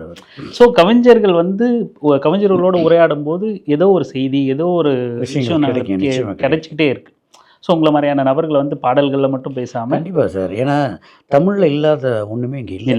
எனக்கு வந்து இயல்பாக வந்து பள்ளிக்கூடத்தில் படித்ததுலேருந்தே எனக்கு தமிழ் மீது மிகப்பெரிய ஆர்வம். எனக்கு கணிதம் சுத்தமாக வராது, அதை விட சுத்தம் ஆங்கிலம் வராது. இப்போ வரைக்கும் வராது ஆங்கிலம். நீங்கள் பேசுனா புரிஞ்சுக்குவேன், என்னால் திருப்பி பேச முடியாது. ஆனால் ஒரு ஆங்கில பாடல் எழுதுங்கன்னா எழுதுவேன். அதாவது ஆங்கிலம் கலந்து ஒரு பாடல் எழுதுங்கன்னா எழுதுவேன். அது என்னுடைய தனிப்பட்ட ஆர்வம். அது தமிழ் வந்து எனக்கு அப்படி பிடிக்கும். அதுக்கு பிறப்புலேயே நான் தமிழுங்கிறனாலையும் தமிழ் மண் தாய்மொழி அப்படிங்கிறனாலையும் இருக்கலாம். அப்போ தமிழை படிக்க படிக்க நமக்கு வந்து அவ்வளோ விஷயங்கள் இருக்குது. முதல்ல நமக்கு இந்த மொழி கற்றுக் கொடுக்கறது என்னென்னா அன்பையும் அறத்தையும் தான் கற்றுக் கொடுக்குது.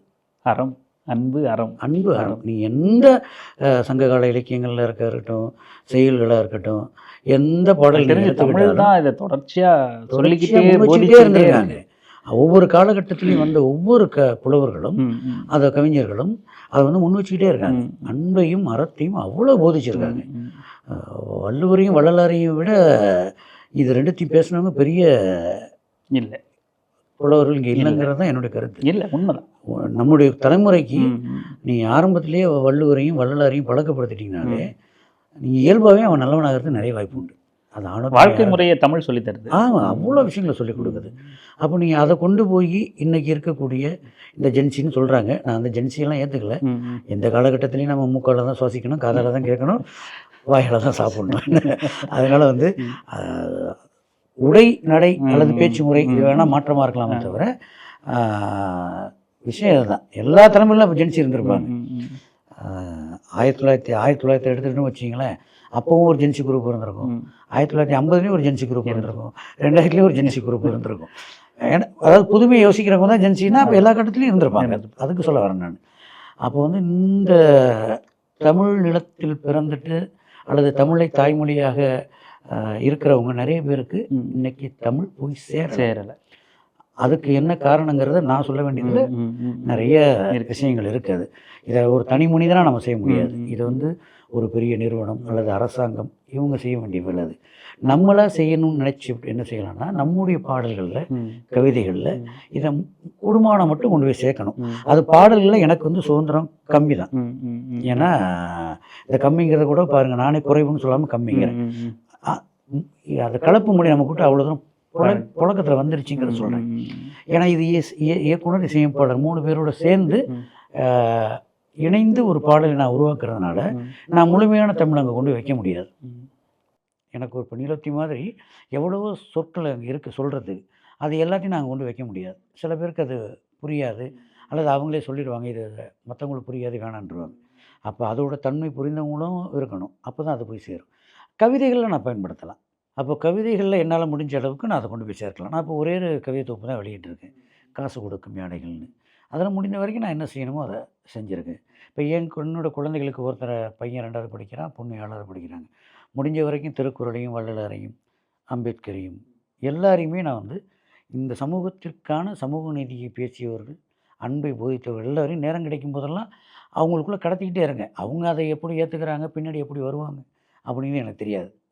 ஆனால் இந்த மொழி எனக்கு சொல்லிக் கொடுக்குது. இப்போ நான் தெரியாமல் ஒரு தப்பு பண்ணிட்டா கூட என்னை பொலேர்னு கன்னத்தில் ஒரு கை வந்து அறையும். ஒரு மாய விரல்னு கூட, மாய கரம்னு கூட சொல்லலாம். அந்த கரம் வேறு எந்த கரமும் இல்லை, தமிழ் தான். அன்னை படிச்சேடா வள்ளலார். இப்போது யாரோ ஒருத்தருக்கு ஒரு சின்ன உதவி செய்கிறாரு அல்லது செய்யணும்னு நினைக்கிறாரு, ஏங்க அவனுக்கெல்லாம் போய் செஞ்சுக்கிட்டு அவன் அங்கே இந்த மாதிரி பண்ணிக்கிட்டு இருந்தாங்க, அவன் ஒரு வீணாக போன பையங்க, அவனுக்கெல்லாம் செஞ்சுட்டு வேஸ்ட் பண்ணாதீங்க அப்படின்னு சொல்லலான்னு நம்ம நினைக்க தோணும். அப்படி நினைக்கும் போது வள்ளலார் பாட்டு ஞாபகம் வந்துடும். தானம் கொடுப்போரை தடுத்து நின்றேனும். புரியுதா உங்களுக்கு? அப்போ அவர் வந்து பொட்டையே நடிப்பார், டேய் சொல்லாது என்ன. அப்போ நம்ம படித்தது வந்து நமக்கு தமிழ் நெறிப்படுத்திக்கிட்டே இருக்க முடியும். அந்த இந்த மொழியோட வேலையே அதுதான். தமிழ் மொழியோட மிக முக்கியமான வேலை என்னென்னா, நம்முடைய மனசை வாங்கிட்டான்னா அவனை நெறிப்படுத்தாமல், ஆமாம், நம்முடைய மனசையும் நம்முடைய கவனத்தையும் நம்முடைய வாழ்க்கை பாதையும் ரொம்ப சரியாக நெறிப்படுத்துது. இதை சரியாக நம்ம பள்ளிக்கூடங்களில் கொண்டு போய் சேர்த்துட்டோம்னா இன்றைய தலைமுறைகள்கிட்ட இன்றைக்கி எவ்வளோ குற்றச்செயல்கள் நடக்குதுன்னு சொல்கிறாங்க, அதெல்லாம் குறைவதற்கு நிறைய வாய்ப்பு. அது மிக முக்கியமான மனிதர்களாக 2 பேரும் நினைக்கிறது வந்து வள்ளுவரையும் வள்ளலாரையும். நானுமே திரைத்துறைக்கு வந்த பிறகு தான் வள்ளுவரையும் வள்ளலாரையும் படிக்க ஆரம்பிச்சேன். இன்னும் முழுமையாக கூட படித்து முடிக்கல. ஆனாலும் அவ்வளோ படித்த வரைக்குமே அவ்வளோ வேலை அவங்க உள்ளுக்குள்ளே வந்துட்டு செய்கிறாங்க. அது நமக்கு நல்லாவே தெரியுது. ஆக இந்த மொழியில் இருக்கக்கூடிய மிகப்பெரிய பெருமை அது. இந்த மொழியில் பிறந்ததுக்காகவும் நான் ரொம்ப பெருமைப்படுறேன். கூட இறுதியாக ஒரு கேள்வி இதில், தொழில்நுட்பம் நம்ம ஜென்சிலாம் பேசுனதுனால இதை சொல்ல வரேன். தொழில்நுட்பம் வந்து பெரிய அளவில் இன்றைக்கி மாறி இருக்கு, பெரிய தாக்கத்தை ஏற்படுத்திக்கிட்டு இருக்கு. ஏஐ வரைக்கும் வந்து இன்றைக்கி எல்லாமே வந்து ஏஐ கிட்ட கேட்டால் அது எல்லாத்தையுமே கொடுத்துருதுங்கிற நிலைமைக்கு மாறி இருக்கு. உங்களோட கவிதையை ஏஐ ஏதாவது பாதிக்குதா? இது வரைக்கும் பாதிக்கலை. என்ன இருந்தாலும் நீங்கள் சொல்லுங்கள், அது இயந்திரம். இயந்திரத்துக்கு வந்து ப்ராம்ப்ட் தான். இப்போ எப்படி அரசு அதிகாரத்தில் இருக்கிறவங்களுக்கு அல்லது அரசு அதிகாரத்தில் வேலை செய்கிறவங்களுக்கு கட்டளை தான் ப்ராம்ப்ட். கட்டளை என்ன? Obey the order. நெல்லுன்னா நிற்கணும், உட்காரனா உட்காரணும், செய்யணும் அடின்னு மிதினா மிதிக்கணும், அல்லது இந்த ஃபைல் இன்னைக்குள்ளே முடிச்சு கொடுக்கணும்னா முடிச்சு கொடுக்கணும், அவ்வளோதான். அதே மாதிரி தான் இயந்திரங்கள். இயந்திரங்கள் வந்து நீங்கள் என்ன ப்ராம்ப்ட் கொடுக்குறீங்களோ அதை செய்யும். ஆனால் மனிதனுக்கு தான் இது சரியாக தவறா, இதை செய்யலாமா வேணாமா, இல்லை நம்ம சூழலுக்காக இதை செஞ்சு கொடுத்துட்டு திருப்பி இதை சரி பண்ணிக்கலாமா, இதெல்லாம் மனிதனுக்கு அந்த மேனுவல் ஆங்கிலத்தில் சொன்னால் இதை மனிதனுக்கு மட்டும்தான் முடியும். ஏஐயால் உருவாக்கி கொடுக்க முடியும் தவிர கண்டிப்பாக இப்போ ஒரு தாலாட்டு பாடலை வேணும்னு ஏஐட்ட கொடுத்தீங்கன்னா அது தாலாட்டுக்கான சில வார்த்தைகளை கொடுக்கும். ஆனால் அது ஒரு முழுமையான தாய்மையின் வெளிப்பாடாக இருக்குமானா இருக்காது. அதை ஒரு மனிதன், ஒரு என்ன மாதிரி ஒரு பாடலாசிரியரோ ஆணோ பெண்ணோ யாரோ ஒருத்தவங்க அதை எழுதும்போது தான் அவங்க வாழ்விலேருந்து ஒன்று எடுப்பாங்களே, தன்னுடைய அப்பா அம்மா தன்னை எப்படி வளர்த்தாங்க, அல்லது மற்ற அப்பா அம்மாக்கள் எப்படி மற்ற குழந்தைகளை பார்த்துக்கிறாங்க, இதெல்லாம் கண் கூட பார்த்து உள்ள அந்த சாறுகளை உள்ளே இறக்கி வச்சு அதை ஒன்று வெளிப்படுத்தும் போது தான் என்ன அம்மா என்று அழைக்காத உணர்வு கொடுக்கறதுங்கிறது. வழியை எழுதுனாங்க இல்லையா, அம்மா என்று அழைக்காத உயிர் இல்லையே, அம்மாவை வணங்காமல் உயர்வு இல்லையே, இதை நீ ஏஐ கொடுத்துருங்கிறீங்களா? இல்லை, கொடுக்க முடியாது, ஒரு காலம் செய்யாது. அதனால் ஏஐ தான். எனக்கு இது வரைக்கும் இது பாதிக்கலை. பாதித்தாலும் அதை பற்றி நான் கவலைப்பட போகிறல. அதுக்கும் நம்ம தயாராக இருக்கும். கார்ல் மார்க்ஸ் ஐயா சொன்னது தான், மாற்றம் என்ற சொல்லை தவிர இந்த உலகத்தில் எல்லாம் மாறிக்கொண்டே இருக்கும்.